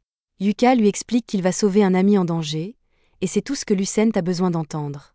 Il lui remet le parchemin et lui souhaite bonne chance. Avec cela, Yuka et les autres se rendent à l'entrée du donjon achromatique, mais Benwood et Mamar les y attendent et leur annoncent que le conseil a décidé qu'il était trop dangereux d'envoyer une équipe de secours pour sauver Jamie. Cela dit, Benwood n'a pas l'intention de les empêcher d'y aller, mais il sera obligé de les sanctionner à leur retour. Yuka est d'accord avec cela, car la vie de Jamie est en jeu. Benwood demande à Yuka s'il sait même où chercher Jamie là-bas, et bien que Yuka ne soit pas tout à fait certain, il est convaincu que tout va s'arranger. D'après ce qu'il a appris sur le donjon achromatique, c'est un donjon qui vous emmène dans des mondes entièrement différents, et il est presque sûr que le monde dans lequel vous atterrissez est déterminé par les pensées subconscientes de l'aventurier. C'est pourquoi, lorsque Benwood et Mamar sont entrés dans le donjon en croyant que c'était le donjon le plus dangereux qui soit, c'est exactement ce qu'ils ont obtenu. Mais lorsque Yuka et son groupe sont entrés avec l'objectif de rechercher des anomalies, ils ont rencontré l'endroit le plus anormal possible. En suivant cette logique, s'ils entrent dans le donjon avec l'objectif de trouver Jamie, le donjon devrait les conduire directement à l'endroit où elle se trouve. Le groupe entre dans le donjon et se précipite pour vaincre les monstres du premier étage aussi vite que possible. Maintenant qu'ils ont nettoyé le premier étage, ils descendent l'escalier en espérant que cela les mènera directement à l'étage où Jamie est coincé, et il semble que cela ait fonctionné, car ils atterrissent sur un nouvel étage. Jamie doit donc être quelque part par ici, mais cet endroit met tout le monde mal à l'aise, car il semble avoir été complètement détruit. Silk suggère qu'il devrait se dépêcher de trouver Jamie pour pouvoir partir au plus vite. C'est alors que Nen repère une traînée de sang menant à un immeuble d'habitation. Le groupe la suit et trouve Jamie gravement blessée et en train de saigner près d'un puits. Mais elle n'est pas seule. Simone apparaît soudainement, et Yuka est choquée de le voir, car il n'y avait aucun moyen qu'il survive au donjon après toutes les blessures qu'il a subies. Alors que Simone s'approche, tout le monde est sur le qui-vive, car il était déjà assez dangereux en tant qu'humain, mais maintenant, il est devenu quelque chose d'autre. C'est la même sensation qu'ils ont eue lorsqu'ils ont affronté le traqueur d'ombre, ce qui amène Yuka à comprendre ce qui a dû se passer. Parmi les artefacts que Bezio a donnés à Simone, il y en avait un particulièrement dangereux, et Simone a dû l'utiliser pour se transformer en mort-vivant afin de rester en vie. Et Simone est toujours déterminée à faire souffrir Yuka pour tout ce qu'il a enduré. Marina charge pour essayer d'arrêter Simone, alors Yuka lui donne un boost d'enchantement physique alors qu'elle entre en collision avec lui. Simone surpasse toujours Marina en force, donc il est difficile pour elle de progresser contre lui, mais elle est assez rapide pour lui infliger un coup et lui trancher le bras avant de battre en retraite. Un bras manquant serait normalement synonyme de défaite pour Simone, mais maintenant qu'il est mort-vivant, il régénère facilement son bras comme si de rien n'était. Simone leur dit fièrement qu'il est devenu immortel, donc peu importe ce qu'ils essaient, ils ne pourront jamais le tuer, et Simone ne s'arrêtera pas tant qu'il n'aura pas tué Yuka. Il lance une explosion d'énergie sur le groupe, alors Yuka sort un parchemin de bouclier de lumière pour protéger tout le monde. Yuka a peut-être détesté Simone, mais il n'a jamais voulu le tuer. Cependant, cette chose n'est plus humaine, donc il n'a d'autre choix que de la battre pour sauver Jamie. Simone charge sur Yuka, mais Yuka l'esquive et lance un sort de piège. Marina et Nen courent alors pour frapper, tandis que Silk et Rin lancent des sorts pour ralentir Simone, mais cela ne fonctionne pas. Simone parvient à se libérer instantanément, alors Yuka charge à nouveau et commence à le taillader, mais peu importe à quel point Yuka blesse Simone, ce dernier se régénère simplement des dégâts, alors il dit à Yuka qu'il perd son temps. Avec ce corps immortel, Simone se croit invincible, et il a l'intention de faire en sorte que Yuka et ses amis ne sortent jamais vivants d'ici. Yuka repense à son enfance, lorsque Simone était encore une personne décente, et il n'arrive pas à croire que Simone soit vraiment devenue ce fou furieux devant lui. Mais ce qui est fait, alors Yuka brandit son épée et se prépare à en finir. Il invoque le pouvoir de la marque de Perséphone et commence à lancer son sort d'attaque le plus puissant. Simone ne prend même pas la peine d'essayer de l'interrompre, car il est sûr qu'aucun sort au monde ne pourra jamais le tuer. Yuka termine son incantation et lance missile prismatique sur Simone, et au début, cela ne semble rien faire. Alors Simone rit et dit à Yuka qu'il ne peut rien faire pour le tuer. Et bien que cela puisse être vrai, Yuka lui dit qu'il va bientôt souhaiter pouvoir mourir. Simone ne comprend pas ce que Yuka veut dire, mais soudain, sa tête explose de l'intérieur. Le corps de Simone essaie de se régénérer, mais il continue d'exploser encore et encore, alors Simone hurle de douleur. Yuka se retourne pour partir, et Marina lui demande s'il ne va pas achever Simone, mais Yuka répond qu'il ne peut pas, car Simone est vraiment immortelle. Le sort qu'il a lancé est une version modifiée de missile prismatique, qui, en théorie, restera actif jusqu'à ce que sa cible meure. Donc, avec le corps immortel de Simone, il est condamné à souffrir éternellement. Yuka se sent mal pour ce qu'il vient de faire, mais il n'avait pas d'autre choix. Il se dirige ensuite vers Jamie pour vérifier son état, mais cela ne semble pas bon. Rin essaie depuis un moment de lancer des sorts de guérison sur Jamie, mais cela ne fonctionne pas. Yuka demande à Rin si elle a encore des potions de soins, et elle en a, mais même la potion de soins ne fonctionne pas. Jamie leur explique que c'est un effet de l'épée magique de Simone, donc aucun sort de guérison ne pourra jamais refermer la blessure. Elle dit à Yuka que c'est la fin pour elle, mais Yuka refuse de la laisser mourir, alors il décide d'utiliser la marque de Perséphone. Il ne sait pas si cela fonctionnera, mais il pose la main de Jamie sur la marque et lance désenvoûtement sur elle, ce qui lève avec succès la malédiction de l'épée de Simone. Jamie est soulagée que Yuka ait réussi à la sauver, mais elle a perdu beaucoup de sang, alors elle finit par s'évanouir. Yuka s'inquiète pour elle, mais Rin dit qu'elle devrait aller mieux après un peu de repos. Maintenant que tout le monde est en sécurité, Nen dit qu'il devrait se dépêcher de partir, car la nuit vient de tomber et une tonne de traqueurs d'ombre apparaissent. Un traqueur d'ombre repère Simone au sol, souffrant, et il décide d'ajouter à sa souffrance en le déchirant encore et encore.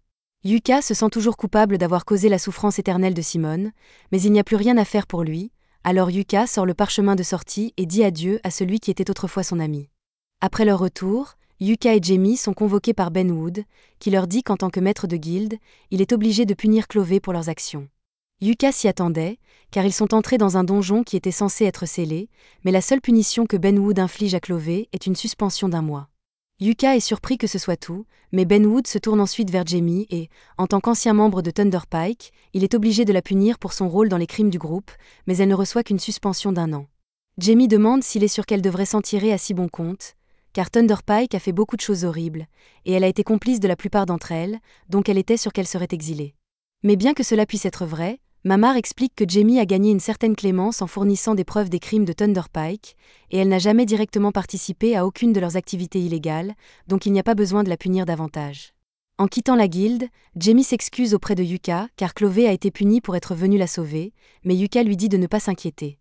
Jamie répond qu'elle ne peut pas s'empêcher de s'inquiéter, car elle a profité de la gentillesse de Yuka pendant si longtemps. Elle est dégoûtée par elle-même d'avoir simplement suivi tous les abus que le groupe a infligés à Yuka.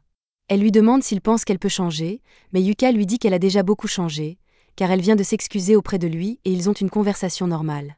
Honnêtement, Yuka se demande parfois si les choses auraient pu être différentes s'il avait été plus vocal à propos de tout ce qu'il a fait pour aider Thunder Pike à l'époque, mais il ne sert à rien d'y penser maintenant.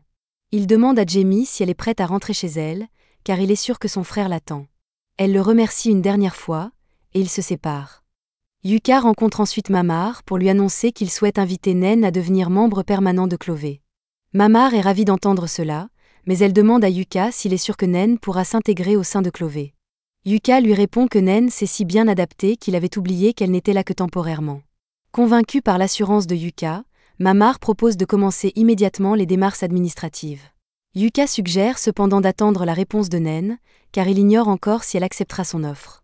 Mamar lui rétorque qu'il n'y a aucune chance que Nen refuse, mais si Yuka tient à lui demander lui-même, il peut le faire, car Nen a écouté toute leur conversation en secret. Elle tente de se justifier en disant qu'elle était venue transmettre un message à Yuka, mais Mamar la réprimande tout de même pour avoir espionné et s'être fait prendre aussi facilement.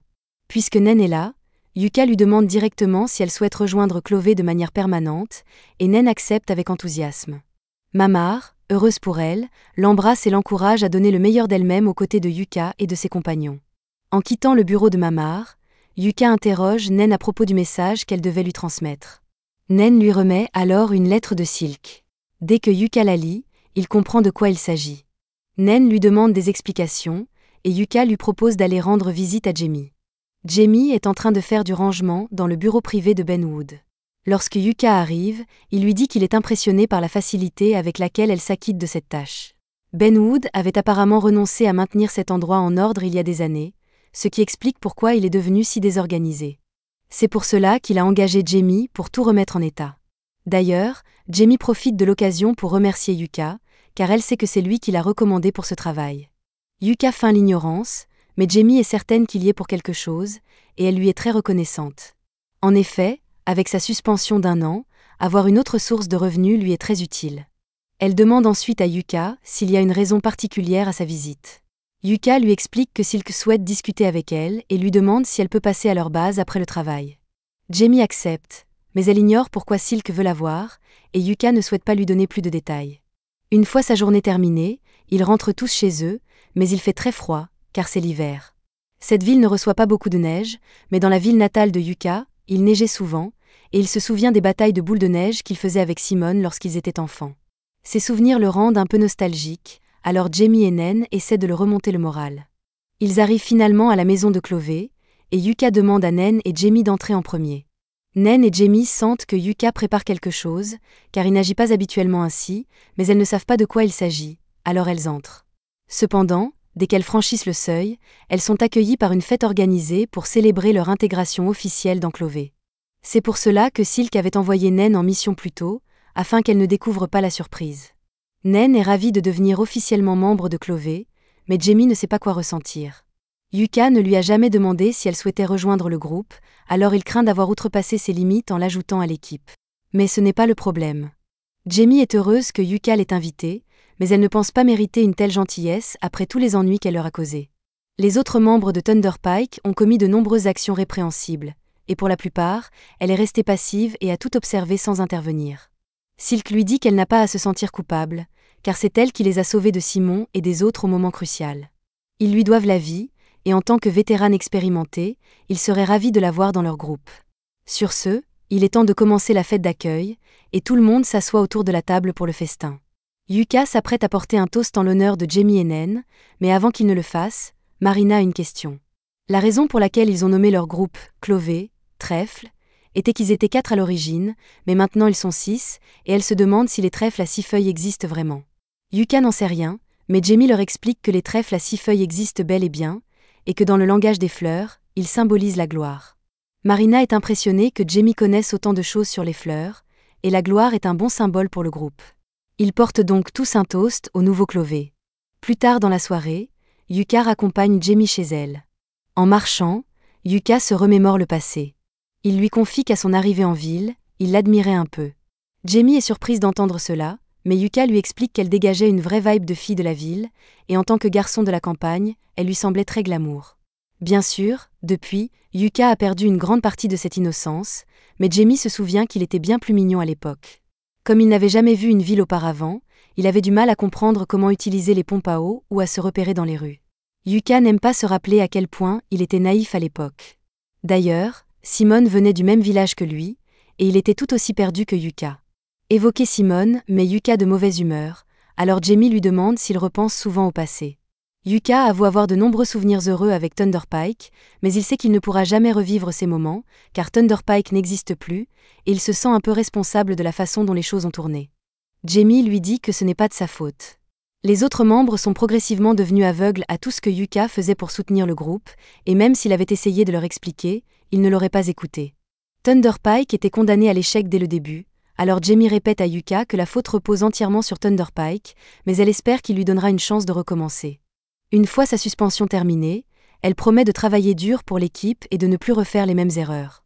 Après avoir accompagné Jamie, Yuka retourne à la maison, mais il ne trouve que Rin. Il lui demande où sont passés les autres, et elle lui explique que Silk et Marina sont allés aider Nen à déménager ses affaires de chez Mamar. Yuka trouve cela étrange, car ils auraient pu attendre le lendemain matin, mais Nen tenait à le faire dès que possible. Ils ont joué à pierre-papier-ciseaux pour décider qui devait faire le ménage, et Rin a perdu, alors elle est restée. Yuka propose de l'aider, puis il commence à essuyer les assiettes que Rin lave. Après quelques minutes, Rin plaisante en disant qu'il ressemble à un couple marié. Yuka est tellement surpris qu'il manque de faire tomber l'assiette qu'il tenait, mais Rin boude un peu, car il n'avait pas besoin de réagir ainsi. Elle lui demande s'il aimerait qu'elle devienne sa femme, et sans hésiter, Yuka répond qu'il adorerait. Il prend alors la main de Rin, mais il ne sait pas quoi faire ensuite, alors Rin prend les devants et l'embrasse, lui disant que c'est ainsi qu'elle se sent. Mais avant que Yuka ne puisse répondre, les autres rentrent et demandent son aide pour porter les affaires de Nen, alors il se précipite hors de la cuisine. Quelques semaines plus tard, la suspension de Clové prend enfin fin, et Yuka se rend à la guilde pour parler à Mamar. Mamar lui demande s'il est là pour choisir une quête, mais Yuka répond qu'il est simplement venu dire bonjour. Cependant, l'expression de Mamar lui laisse entendre qu'elle a une quête intéressante à lui proposer. Elle se penche pour lui donner les détails. Un nouveau donjon a été découvert le long des rives de la Crin, et cela fait plus de 10 ans qu'un nouveau donjon n'a pas été trouvé. C'est une nouvelle majeure. Mamar suggère que Clové pourrait l'utiliser pour leur retour, car explorer un nouveau donjon susciterait beaucoup d'enthousiasme. Yuka adore l'idée, mais il trouve presque trop beau que Clové reçoive une telle opportunité juste après leur suspension. Mamar explique que, comme Yuka et les autres ont si bien mené l'enquête sur les ténèbres achromatiques, l'Académie royale a pensé qu'il serait judicieux de leur confier l'exploration de ce nouveau donjon. La demande vient directement du royaume, et la récompense sera généreuse. Yuka est honoré, mais cette décision est trop importante pour qu'il réponde seul, alors il promet de donner une réponse après en avoir discuté avec son équipe. Un peu plus tard, Yuka rentre chez lui et trouve Marina en train de polir son équipement sur la table. Elle devine immédiatement que Yuka a trouvé une quête intéressante. Yuka confirme et lui demande où sont les autres pour en discuter. Marina lui dit que Rin est dans le bain, que Silk est dans sa chambre et que Nen est parti faire des courses. Yuka décide d'attendre l'heure du dîner pour en parler à tout le monde. Marina annonce qu'elle va passer à la guilde un moment, car Jamie a quelque chose de cool à lui donner, mais elle promet de rentrer à temps pour le dîner. Peu après, Rin sort de la salle de bain et salue Yuka, mais ses cheveux sont encore mouillés. Elle s'assoit et demande à Yuka de les sécher pour elle. Yuka accepte sans objection, et pendant qu'il s'occupe de ses cheveux, Rin lui demande s'il a trouvé une nouvelle quête, car elle voit qu'il a l'air plus heureux que d'habitude. Yuka ne comprend pas comment les filles arrivent à deviner cela rien qu'en le regardant, mais il confirme qu'il a bien trouvé une nouvelle quête. Cependant, avant d'en parler, Rin devra apprendre à sécher ses cheveux toute seule. Rin répond qu'elle en est capable, mais qu'elle voulait juste que Yuka le fasse pour elle cette fois. Une fois ses cheveux secs, Rin annonce qu'elle va faire une sieste, et Yuka lui rappelle de se couvrir pour ne pas attraper froid. Rin l'invite alors à venir la réchauffer dans son lit s'il est si inquiet. Yuka reste figée, mais Rin lui avoue qu'elle le taquinait juste pour voir sa réaction. Après le départ de Rin, Silk arrive avec 2 tasses de chocolat chaud, car il fait très froid. Ils s'assoient ensemble pour boire le chocolat, et à l'expression de Yuka, Silk devine qu'il a trouvé une bonne quête. Yuka ne comprend toujours pas comment tout le monde arrive à le deviner, mais il décide de lui en parler pour avoir son avis. Il lui explique qu'un nouveau donjon a été découvert et qu'on leur a demandé de l'explorer. Silk pense que c'est une excellente opportunité pour Clové, mais elle dit à Yuka que c'est à lui de prendre la décision, car il est le leader du groupe. De plus, à son air excité, elle sait déjà qu'il veut accepter la quête. Yuka admet qu'il est vraiment enthousiaste et annonce qu'il retournera à la guilde pour obtenir les détails de la quête. Pendant son absence, il demande à Silk de vérifier s'ils ont assez de provisions pour une expédition dans le donjon. Silk accepte, mais elle demande aussi à Yuka d'aller parler à Jamie pendant qu'il est à la guilde. Yuka ne voit pas d'inconvénient, mais même s'ils acceptent la quête, ils ne pourront pas emmener Jamie, car elle est toujours suspendue. Cependant, ce n'est pas ce que Silk voulait dire. Elle organise une fête pour ce soir afin de célébrer la fin de la suspension de Clové, et elle voulait que Yuka invite Jamie et son frère. Elle lui demande aussi de lui accorder un peu d'attention de temps en temps, car elle pourrait devenir jalouse si Rin est la seule à recevoir un traitement spécial. Yuka reste figée, mais Silk lui dit qu'elle plaisante et le pousse à partir pour la guilde. C'était la fin de l'épisode 9. Abonnez-vous pour ne pas manquer la suite.